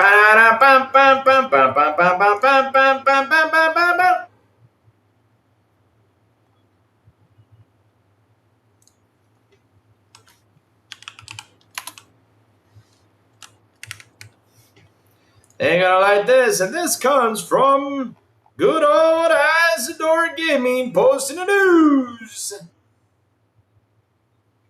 I see future versions in my PC app now. Sweet. People who live below Louis think they just survived. Oh my god.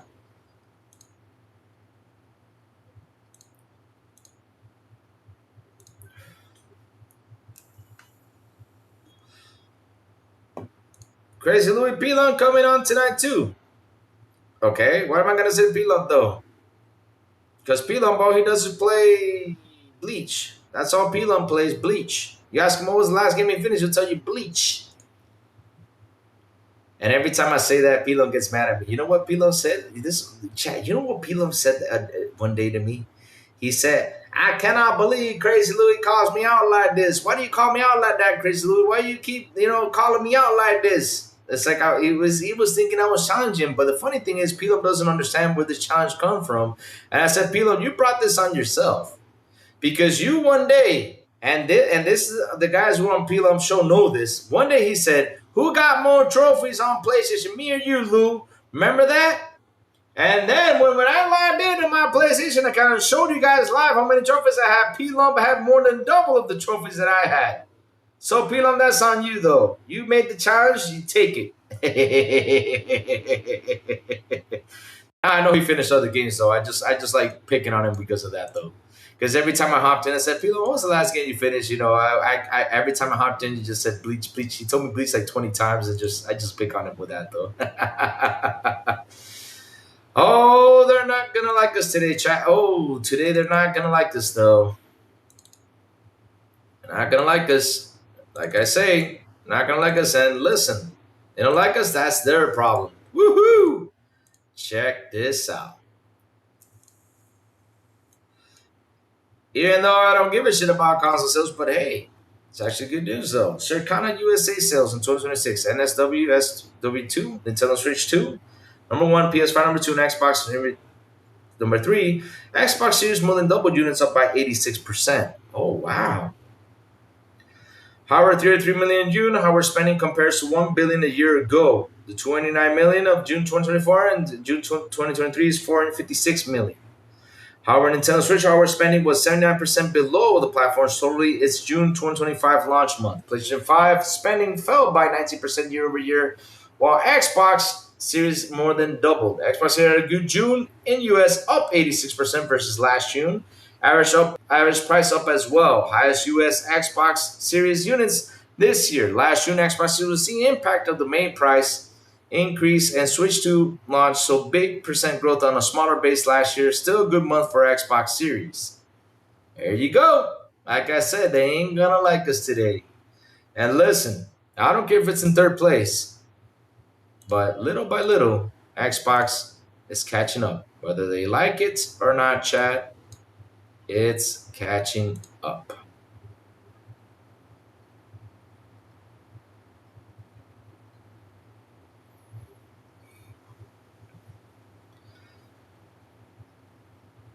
Xbox Twitter, just Twitter again. What he says, I'm telling you, if you play hardball, they will sell hardware. Yep.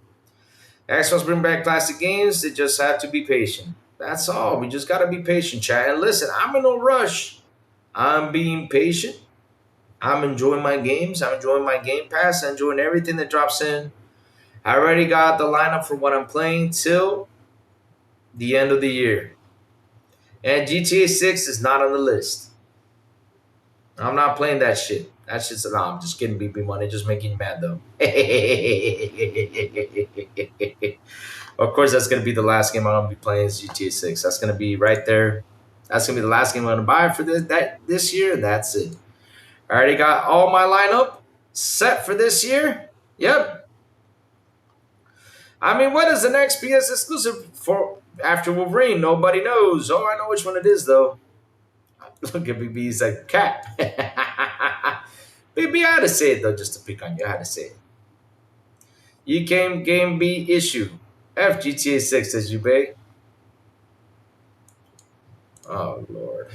Let's see what is going on there on Twitter. So bitch. Fuck.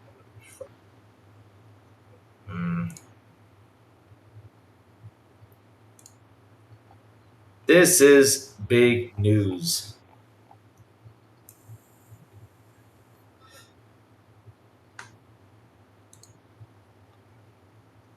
Somebody snapped you, babe. Why? I'm not playing that shit. Fuck GTA 6, says Big B. Says Purple Lewis.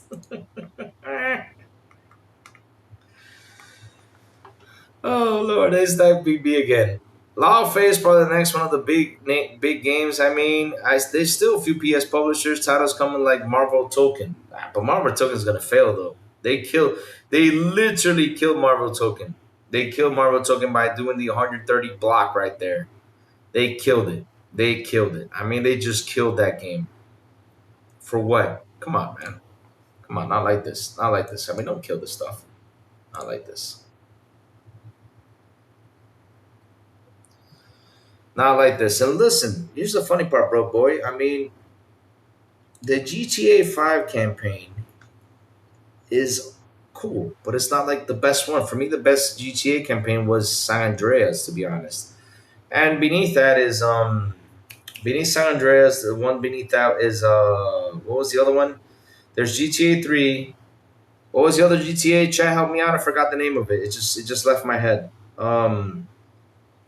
There's GTA 3, then that one came out, and then it was San Andreas, then GTA 4, then GTA 5. But help me, what was the other one? I forgot the one. Oh my god, seriously, the one that had the Tony Montana story was pretty good. GTA 4 is good. Yeah, GTA 4 was good. The story in GTA 4 was pretty good. What was that one? Shoot. I forgot the name. Vice City. GTA Vice City. Vice City is beneath San Andreas and GTA 4, is number three. They're fighting between those two, though. Yeah. Yeah. They're right there. And then 5 is the last one, though. I mean, I did not like the story behind 5, though. I did not. For me, 5 was like, it was all right. The story behind 5 was all right. Now, Red Dead Redemption, though, that's a tough one, though, because both Red Dead Redemption have one of the best stories out there. You can't argue about that, though. Damn, those stories behind Red Dead Redemption. If you ask me what's better, GTA or Red Dead, I'll tell you straightforward, Red Dead for me is king. Red Dead for me is king compared to GTA. I love Red Dead Redemption. I love it.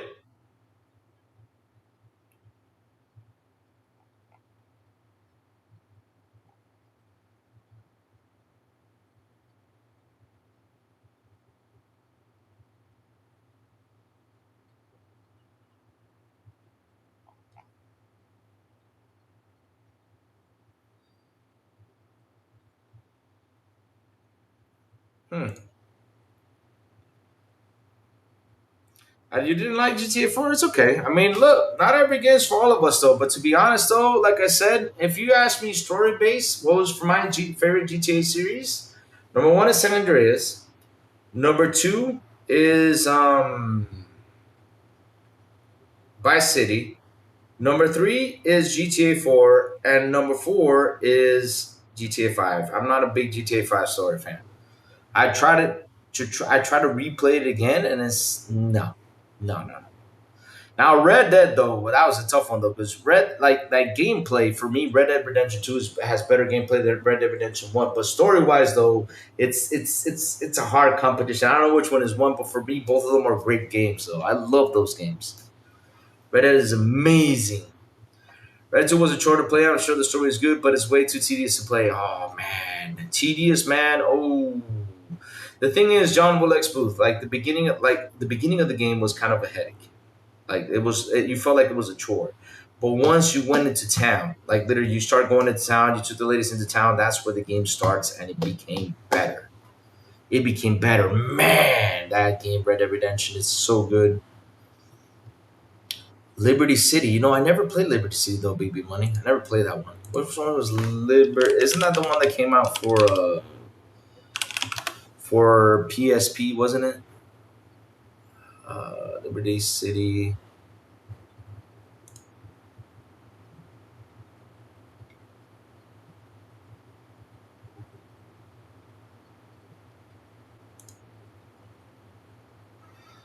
Oh, but that's the DLC though, Baby Money. You're talking about DLCs here. That was a DLC to that game though. So no. I'm not talking about DLCs. I'm talking about the game itself though. Talking about the game itself though.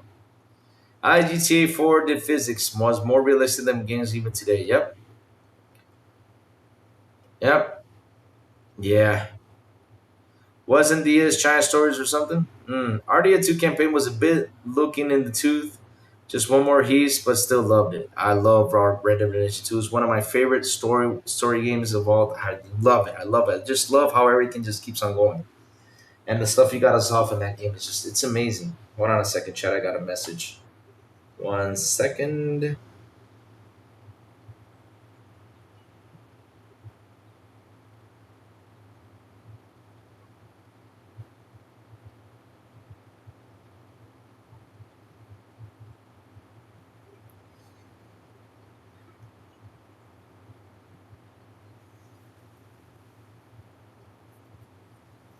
Yep, we're all happy with this news though. Chinatown Wars was actually that one. Really?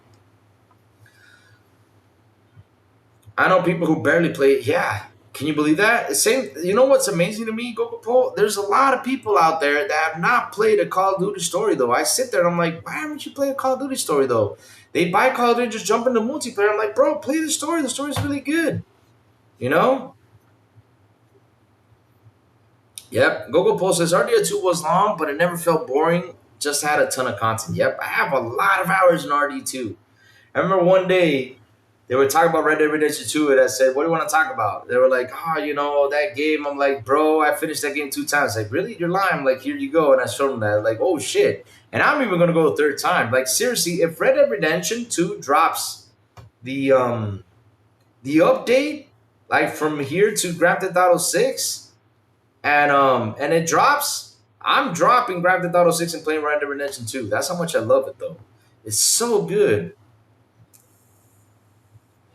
Hold those doors open to more games being added as well to the platform. No more of OG Xbox games supported is tiny. Yep. There are going to be more games in there, and they're going to preserve the backwards compatibility because that's the thing, though. People actually thought that we're not going to deliver on this. Some people mention it. But look, it's coming. It's coming. Those things are coming, though.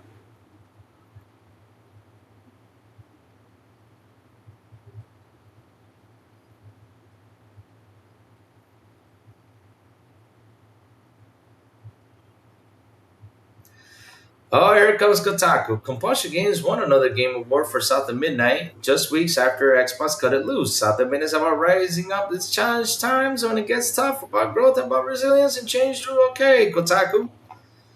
So wait, you're making fun of Xbox because they got rid of that studio? To be honest, though, that's if I sit here and I look at it, I say this. I hope that the next game they deliver, they do a pretty good job on it. Seriously.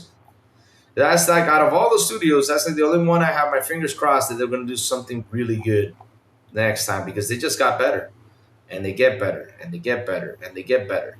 Yep. Like I love Vanguard campaign. It was more fun than previous World War II COD. They totally ripped that game, really. And COD 2 campaign is very good.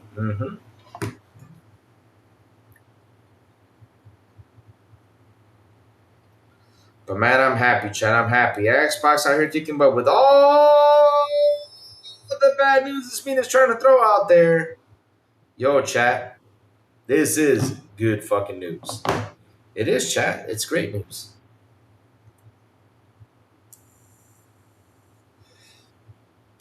This media article has been trying to hop up So Name Awards now. South of Midnight wins the Grandel Neighborhood Watch Games. Oh, man, chat. Something I learned a long time ago, though. And listen, look. That's the only studio like I crossed my fingers with that they're gonna get better. But yeah, they've been given two tries though, and did not compete. Like didn't it, like seriously, they can win all the awards in the world, but man, uh,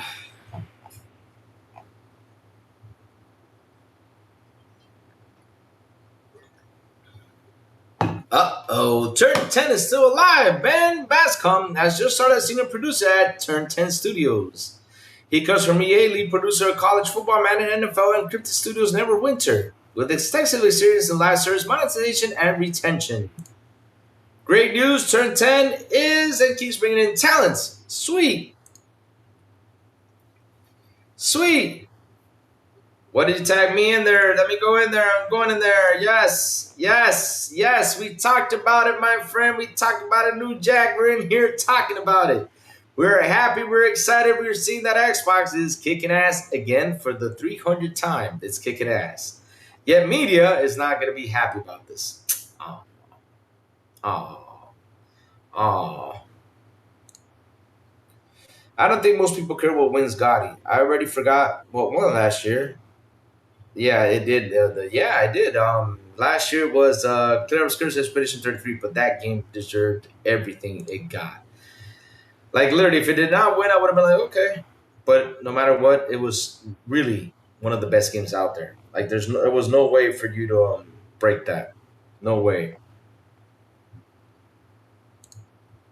There was no way to break that though. So it says here, Louis, copy the blurb article from the article this morning into the Kotaku post. All right. Oh, you want me to? Okay, let me go get it then. Here, let's piss him off though, and watch him block me though. Let's make him mad. Let's make him mad. Let's make him mad. Where is Kotaku? What kind of name is Kotaku?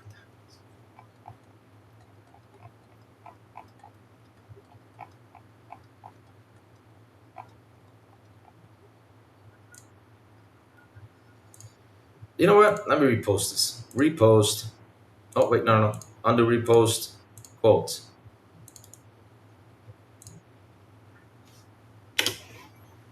Yep. Yep.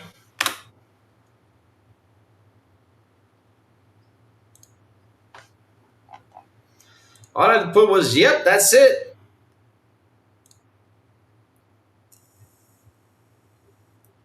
Yep. Diego 6 says Game Pass is awesome. Of course it is, my friend. Xbox is awesome. It is. They ain't happy with us. They ain't happy. And now they're bringing retro. And that is something. That is something that even don't know what Silas was talking about. He's going to be happy about that one, though. People can bunch off any game. I bounced off a lot of PS exclusives. I reposted and just said, yep, that's all I said. Yep. That's going to be your weapon. That article was pretty sweet, though. I got to say, though, I'm happy with that article. I'm happy with that article, my friends. I'm happy. I'm happy. That was a good article right there.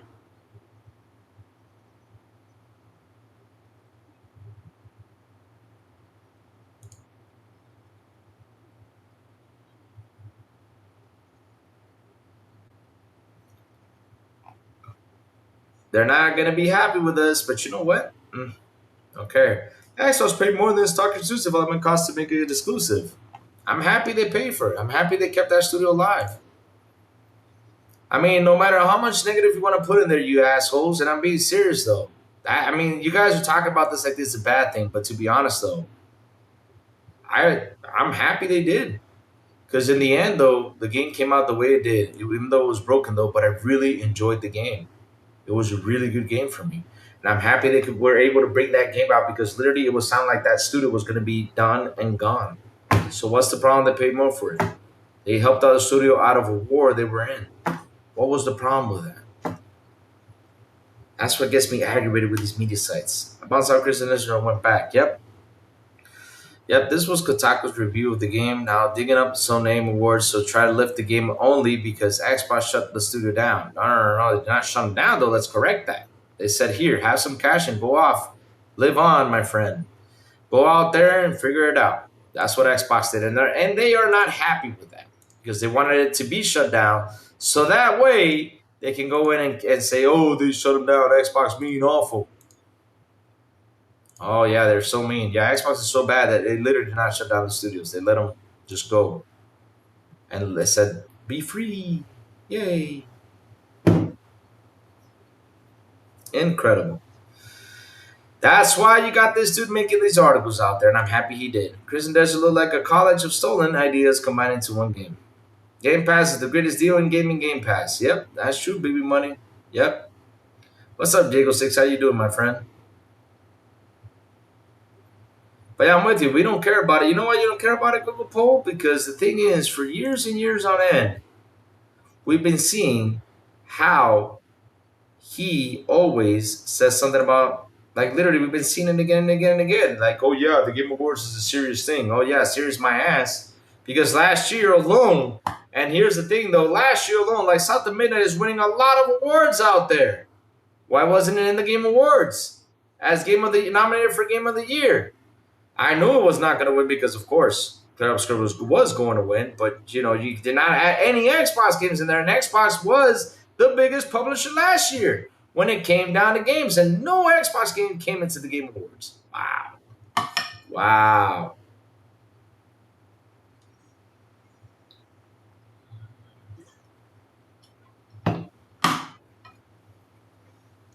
Jago6, as you just dropped in, check this out. Check this out. Look at this. Jago6, it's in the description down below. Pick it up and talk about it. Here you go. Read about it. It's a good article, though. We read through everything earlier. Look. The double standard video game journalism, Sony versus Xbox. And all this guy did was talk about everything. Everything. And not only that, he even pointed out a dude that was getting Xbox stuff and talking trash about Xbox. Seriously. This guy really nailed that article, my friend. He really did.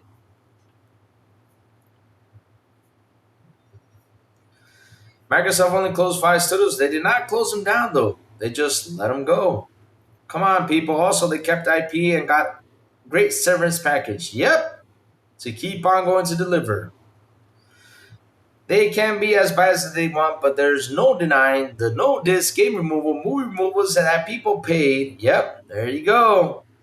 Francisco Corobles, 1143 with a $5 super chats. He says, great news for the Xbox community between love the content crazily. Keep up the great work from New York to my beautiful Dominican Republic. Oh, man, thank you for that, man. Thank you, Francisco. Thank you. Oh, so you're from New York? That's sweet, man. You're Dominican too? Fantastic, man. Fantastic. Oh, Francisco. Gossip. We got some gossip, though. I don't know if you see Nuria, but go watch the recent reports. Oh, go watch him, Francisco. Go watch him. If you've not seen Nuria lately, go watch Nuria, man. Oh, it's been crazy out here. Oh, man, it's been crazy. But I can't talk about it here, though. Because, you know. But yeah, go watch Nuria, my friend.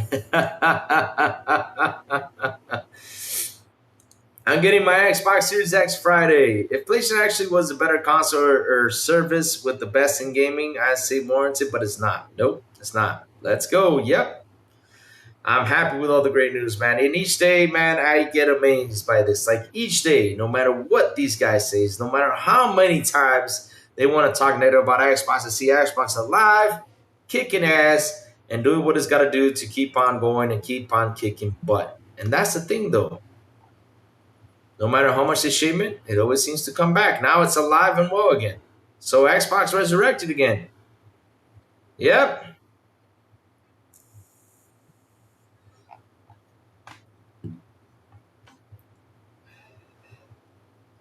Yep. But isn't it better than Game Pass and they don't like it? Like or would admit it better than refer down to. Best Buy has a 55-inch QLED Insignia Fire TV for $210. Only 60 Hz refresh rate though. You might be able to get 120 and 1440p. Oh, I got a Insignia TV out there, bro, boy, and it's big. I got it for real cheap though. To be honest, that was actually one of the best buys I did, and that's thanks to Game Pass. Thank you, Game Pass, for that. Why did I say thank you, Game Pass? Because I save all money to buy that TV. And that's thanks to Game Pass again. Game Pass rules. Because, Chad, that is the most important key feature when it comes down to gaming. This is a hobby. This is a hobby. And listen, it can be an expensive hobby. It can be a cheap hobby. At the end of the day, what's most important and my biggest advice to y'all is save money. Fight with your wallets. Do not fight with fanboy stuff. Fight with the wallet. That is the most important thing you got to protect. I always tell you guys this because at the end of the day, the result is these games come out, they're there, and if you got to wait a while to play them because you got something else to play. Buy it on a discount if you got to. And if it comes down to Game Pass, play the hell out of it and have some fun. And then down the road, pick it up. Let's go. If you like the game. But if you don't, though, on to the next one. Xbox is a walking dead box. They keep saying it's dying and dead and still keeps going around. Yes. Francisco Robles with the $5 super. Just join the Discord and also send your friend request on Xbox. Thank you. I'm the one that has a Predator picture in it. Francisco, I'm the one that has a Predator picture in it. So yes, if that's you, I'm gonna add you right away as soon as I hop in because I gotta wait for my food, so I'm gonna be hopping in and playing a little bit after I'm done with the show. Because I'm trying to advance with the whole thing here. Hold on, I'm getting a message.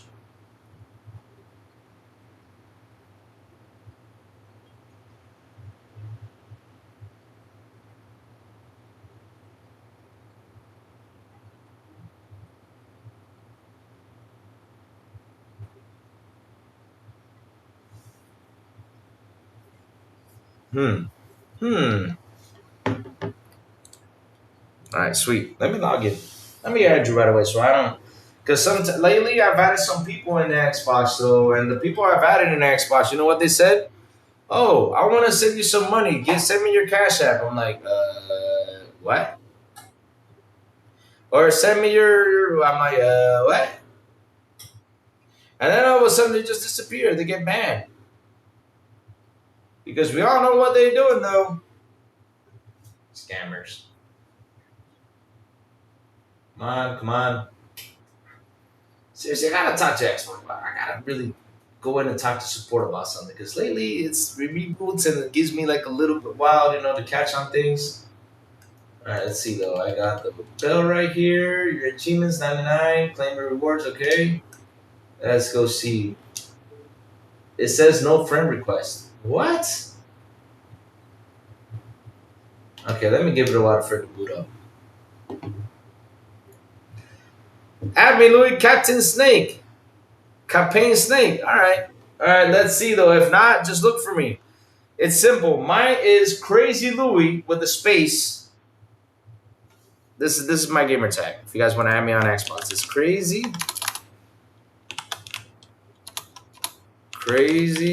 Louis. That's my gamer tag, and it has a Predator picture in it. 5.0 Trey Gaming, he says. Yes, I did, bro, boy. We still blame everyone and everything else besides Xbox for where Xbox is at. Laugh my ass up. The good fight gamers. Remember, it's never the shield content creators. Xbox should be blaming G Date. Well, blame G Date. What do you mean by that, though?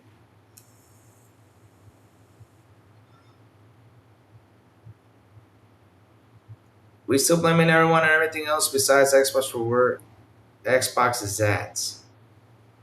But what do you mean by that, Trey Gaming? Look, the thing is, what I'm blaming when I go in general and try to blame stuff, I blame more on the articles and what they say because I see more negative news on Xbox than positive news.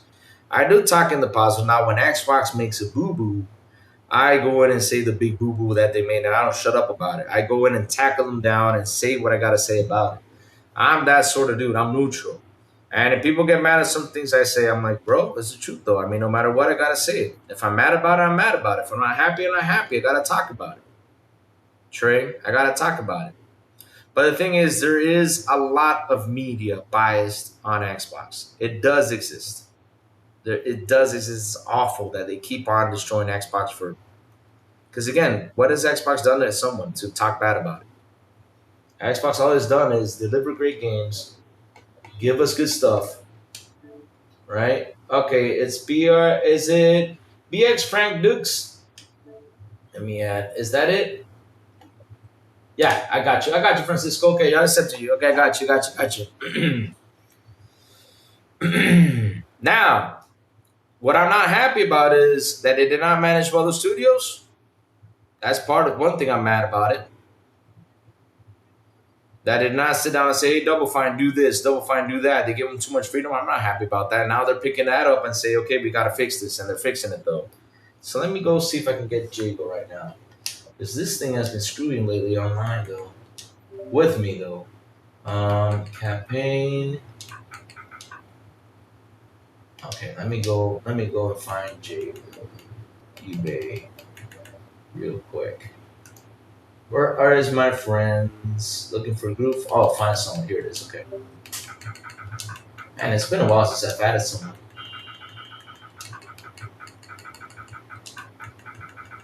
Campaign. Let me see. Campaign.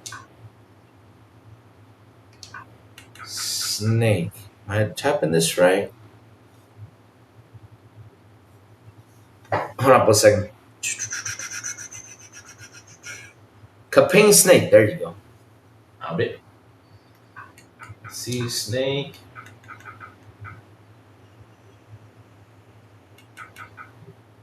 Okay, I see a campaign Snake. Does it have a bear on it before I add you?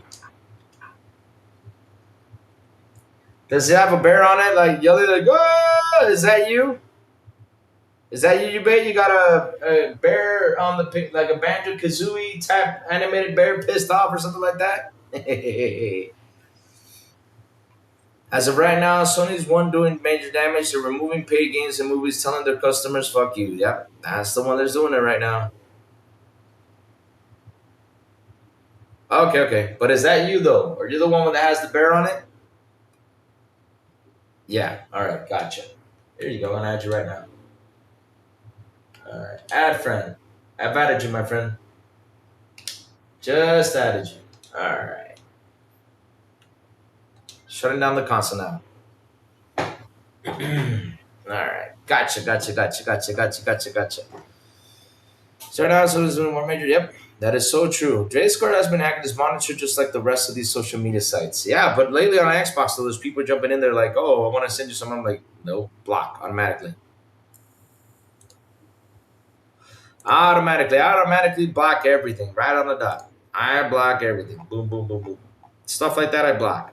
I don't trust any. I don't trust some dudes that are just adding people just to get some money in there. Oh, and when they have that pretty girl picture, ooh, oh, you gotta watch out for that. Ooh.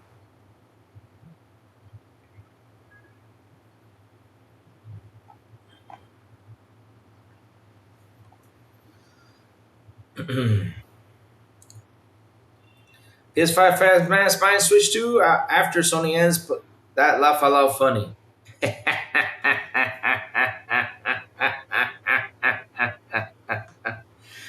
Oh no, the worst one. What I love about this is this.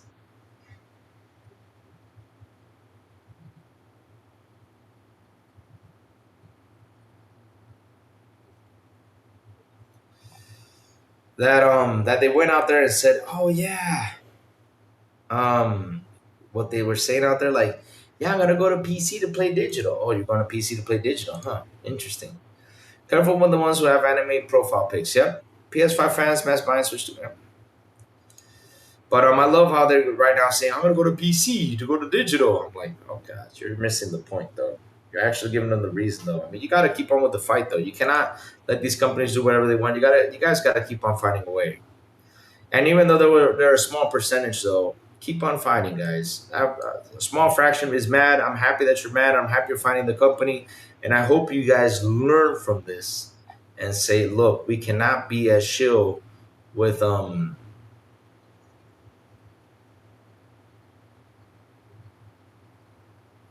And you cannot go out there and try to protect these companies as you guys do because look, we've been warning you for years though. I mean that $10 bargain thing, that $10 thing was really, really bad.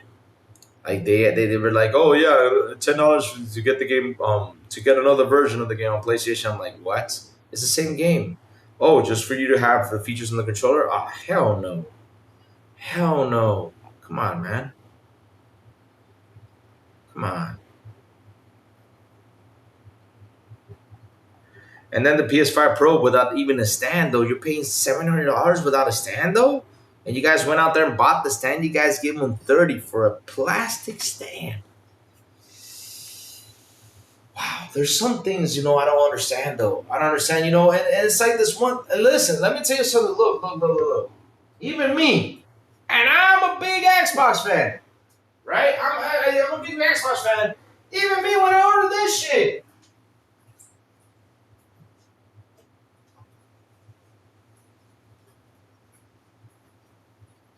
when I ordered the Doom BFG collector, it's like, oh man, $90, sweet, I'm getting a Doom BFG thing for $90.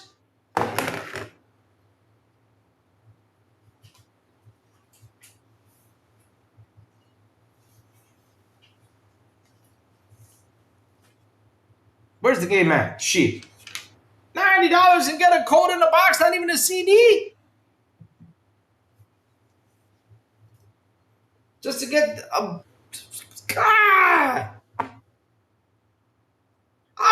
Hey, Ube, I was mad, Ube. I was mad. I was like, what am I, Man in Black now with a little cricket gun? Like, what? I got a freaking code. Come on, man. I wanted a CD or whatever. Whatever. Give me. You know what would have been cool? They would have given you. You know what would have been cool though? And this is my take. This is my question. Son of a biscuit. If you were gonna give me a code for that $90 edition, at least add the cool little red disc in there. Like how Doom started, that would have been better. Not a freaking cardboard box code. I mean, come on, don't treat me like that though. I was man, Chad. I was seriously. Look, let me show you this what I got though. Oh, I gotta watch out for not letting this thing fall on the floor though. Okay, get this out of the way.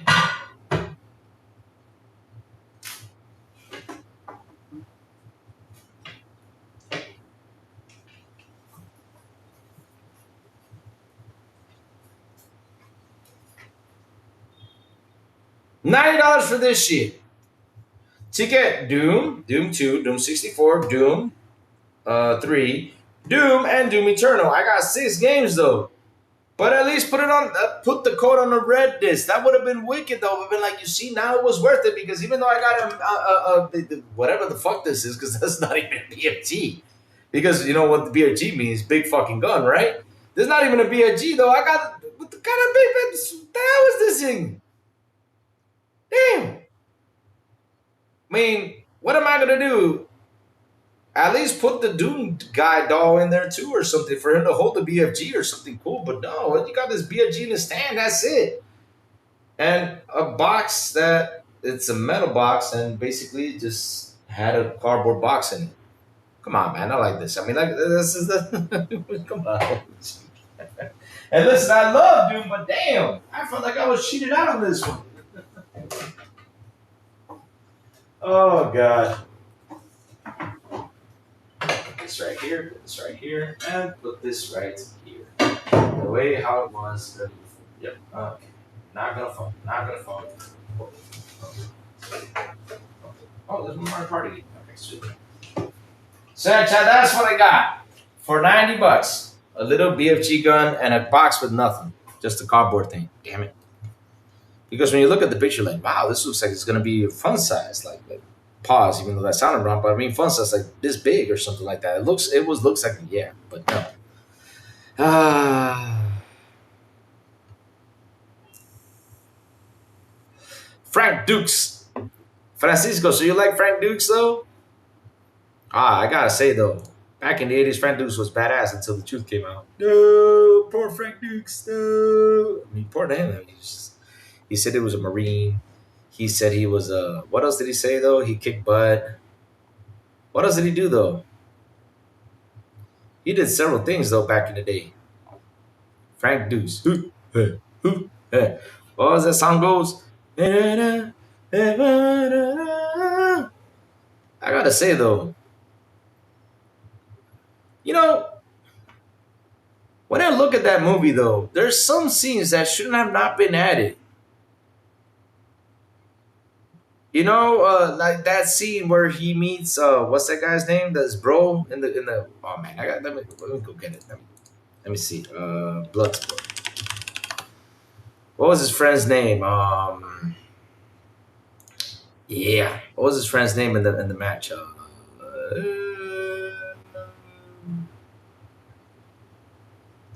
Oh, when he meets Ray Jackson, though, you know, so he meets Ray Jackson in the Kumite, right? So he meets Ray Jackson in the Kumite, and Ray Jackson got his butt kicked by what was the bad guy's name? Oh my god! I watched this movie the other day, which is pretty good though.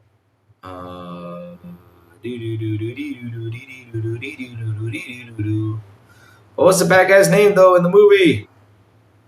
I gotta say though, Bolo Young. Was it Bolo? Is it Bolo Young?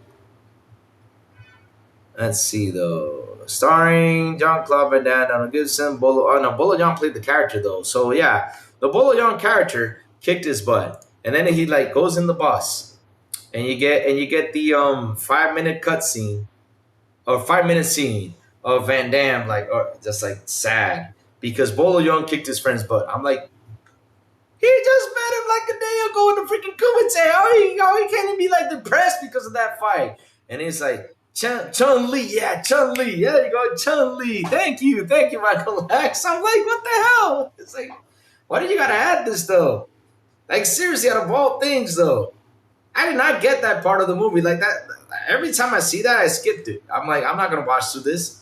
I just want to see Van Damme kick ass. And man, those fighting scenes were awesome though. They were awesome. Did you know? Here, watch this. Paul Young played the bag. Yeah. I gotta say though, that guy was bad. He was like, when he said, "Oh man," he's like,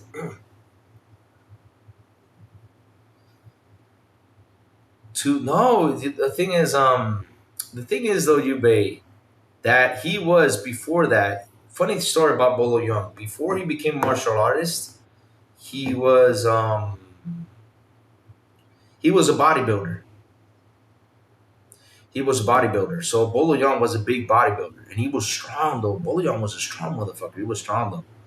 And he really knew how to play the bad guy though. He wasn't like the best voice actor or anything, but he really knew like the expression on his faces and everything. It was fucking awesome. Like Bolo Young, you look at it like, man, you want to kick his ass. Like look, he's such a badass, you want to kick his ass though. He did a really good job. He didn't even speak like a couple. He just said like a couple words. You are next. That's all he said. You're like, whoa. You know, you gotta get scared of that. That dude, like, all big above, is like, you're next. Fun fact: Bloodsport is not. It's not so true though. It's not so true though because later on they called him a fake though. They called him a fake though. They called Frank Dukes a fake, and it was discovered that he wasn't really in the military. that the community didn't exist and blah blah blah. It was like a whole lot of things though. My favorite fighting game was Shaolin. They have Bolo, Van Dam, Norris. Really? Why didn't I ever see that game though? Wow. The pre-install for Halo is available, 65 gigabytes in size on PC. Thank you for that. Thank you for that. But yeah, I mean, that's why when I sit here and I watch those movies, right? I watch the '80s movies. I'm like, what the hell? Why does this scene have to pop in though? Seriously, like that scene, like he's in the truck, he's in the bus, like it's all sad because they took his friend handkerchief, and he was like, oh, I want the handkerchief back. So basically, you went in there just to get the handkerchief back. Almost got your ass kicked too. But listen, that again, that was the best thing about 1980s movies. 1980s movies, it was simple. Boom.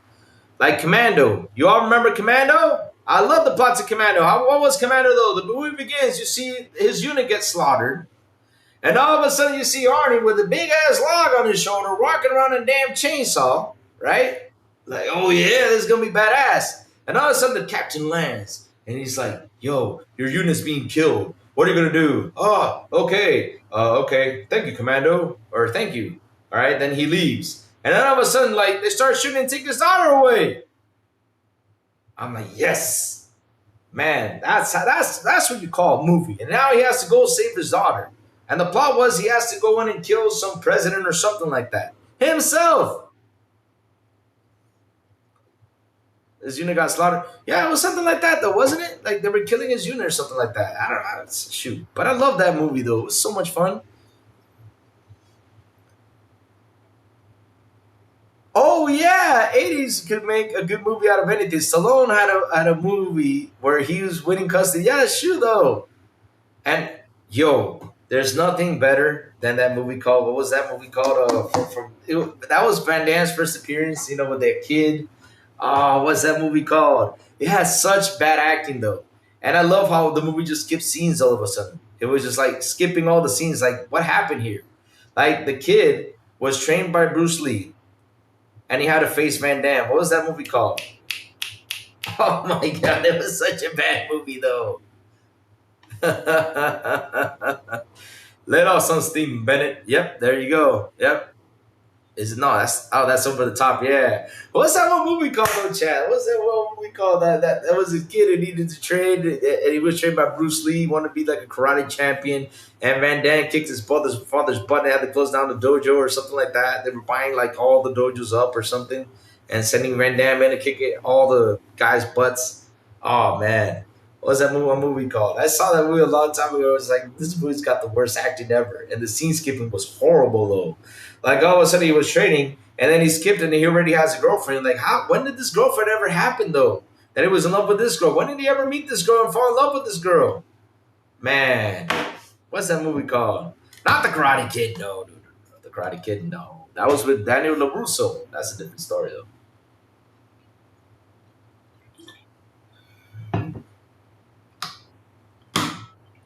The old Karate Kid? No. I'll find it. Here, I'll tell you the name. Let me go for Van Damme, though. Van Damme movies. Van Damme movies. You guys seen it, of course you guys seen it. No Retreat, No Surrender. That's the movie. No Retreat, No Surrender. That was that one movie. No Retreat, No Surrender. Like, literally, the plot of the movie was his father gets his butt kicked. They move out of town to start a new life because the dad cannot do karate anymore because he has a busted leg thanks to Van Damme. And so what happened was they moved to this town. The kid was so focused on being a karate champion that he literally, wanted to keep on training. The father said, no more training, no more fighting, because the father got his butt kicked. So he was depressed. So all of a sudden the kid goes up to this house and Bruce Lee comes out of I don't know where and talks to him and says, you got to learn how to do this and do that, like the spirit Bruce Lee. And the kid trained so hard and became like Bruce Lee. And yeah, that was one fucked up plot. Really. It was messed up. Like, Bruce Lee came in spirit and talked to you? To teach you how to train, though? I wonder. Hmm. Let me see, though. If I can sit here and imagine things, I could probably imagine John Claude Van Damme coming in my room and be like, Louis, I'm training you to learn how to fight, though. Yeah. Oh, those movies are so good. Extraction 1 and 2, they're great. With Chris Hemsworth, yep, they're really good. They're really good. Yeah. Really good. And that's the thing about what I miss about 80s movies. It's just right there, click. Let's get into the action and start shooting. The last movie, couple of movies that were like that was Black Hawk Down and We Were Soldiers. I love my favorite war movie of all time is We Were Soldiers. There's no other movie that I enjoy the most than We Were Soldiers. I can watch that movie 100 times and never get tired of it. Like literally, if you put We Were Soldiers on here, I can watch it all day, again and again and again and again. I love that movie. But yeah, Louis, the modern Steven Seagal. Man, I gotta do that running though. Oh man, oh man, oh man. Steven Seagal. Another dude. X. Oh, don't get me started with Hispanic. So I love that movie too. With Jason Statham. That scene when he rides in the motorcycle though, because his ex girlfriend got beat up by that dude and just kicks everyone's ass though. Oh shit! And he tells the girlfriend, "You should have waited for me." After he kicked everyone's butt. Damn. Y'all remember that scene? Damn. Be right back, Chuck. Let me tinkle. Be right back. Be right back. Oh, some good stuff. I love this combo.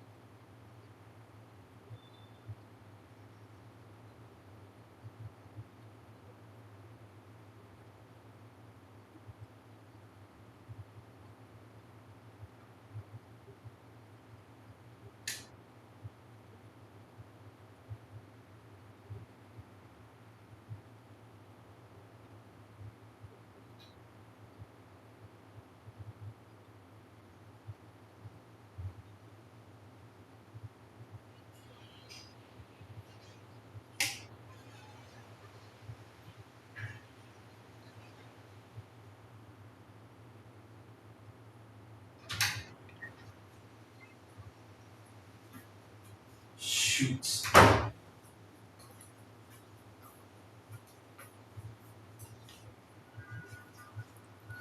All right, back, chat. I'm back. I'm back, chat.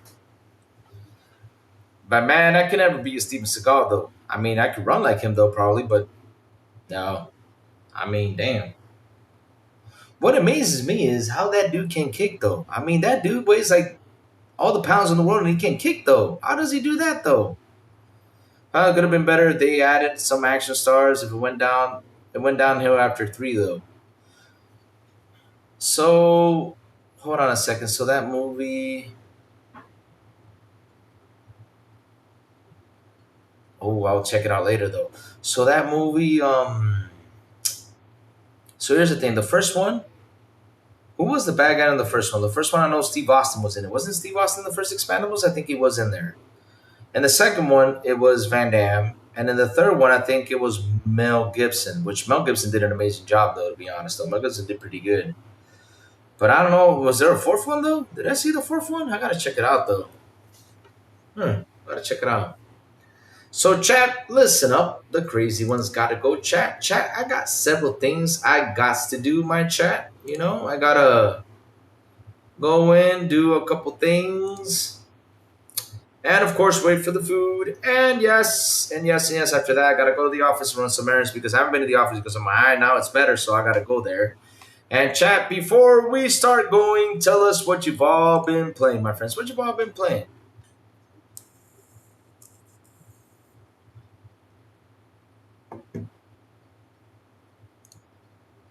Oh, shit.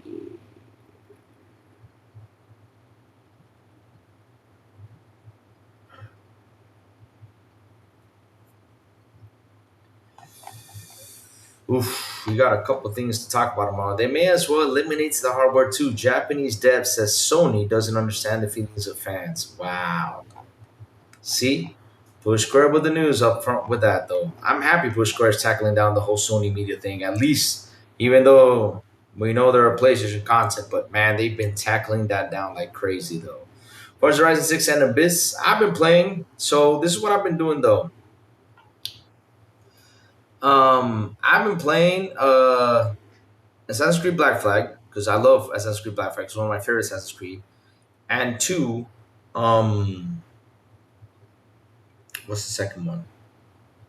And two, I've been playing that business with Mike Mullis and HDK. We've been playing that game every Tuesday. We jump in and play. We finally beat the first boss, and then all of a sudden we're like, okay, it's over. Let's go back to base. Back to base. We went down to a toad place, which the toads kicked our ass. Those were pissed off toads. Holy shit! Those guys, they were flying around with something beneath them, and then all of a sudden you shoot them, they go down, they drop in babies, and those babies come out, and they baby frogs come out and blow itself up.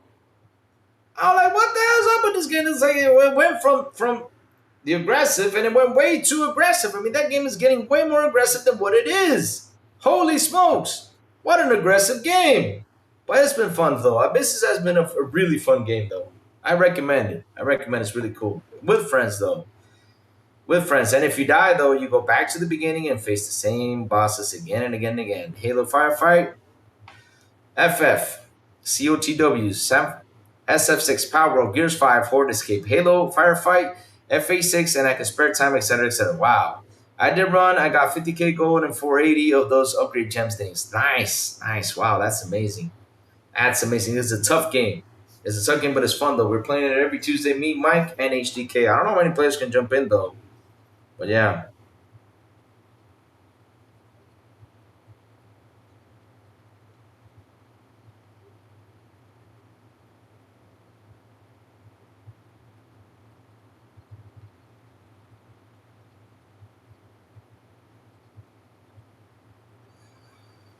But yeah.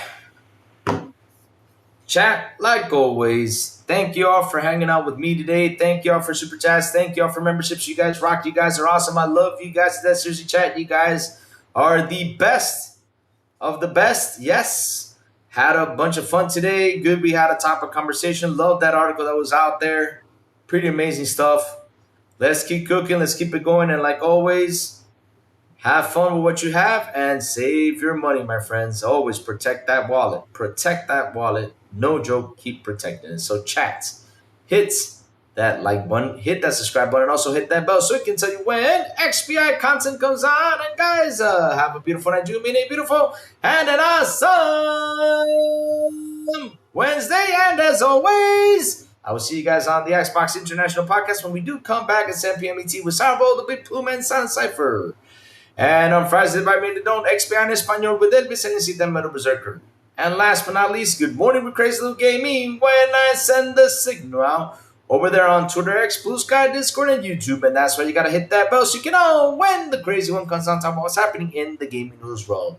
Chat, have a beautiful day, and I will see you guys tomorrow morning on Good Morning with Crazy Little Gaming. Bye, y'all. Have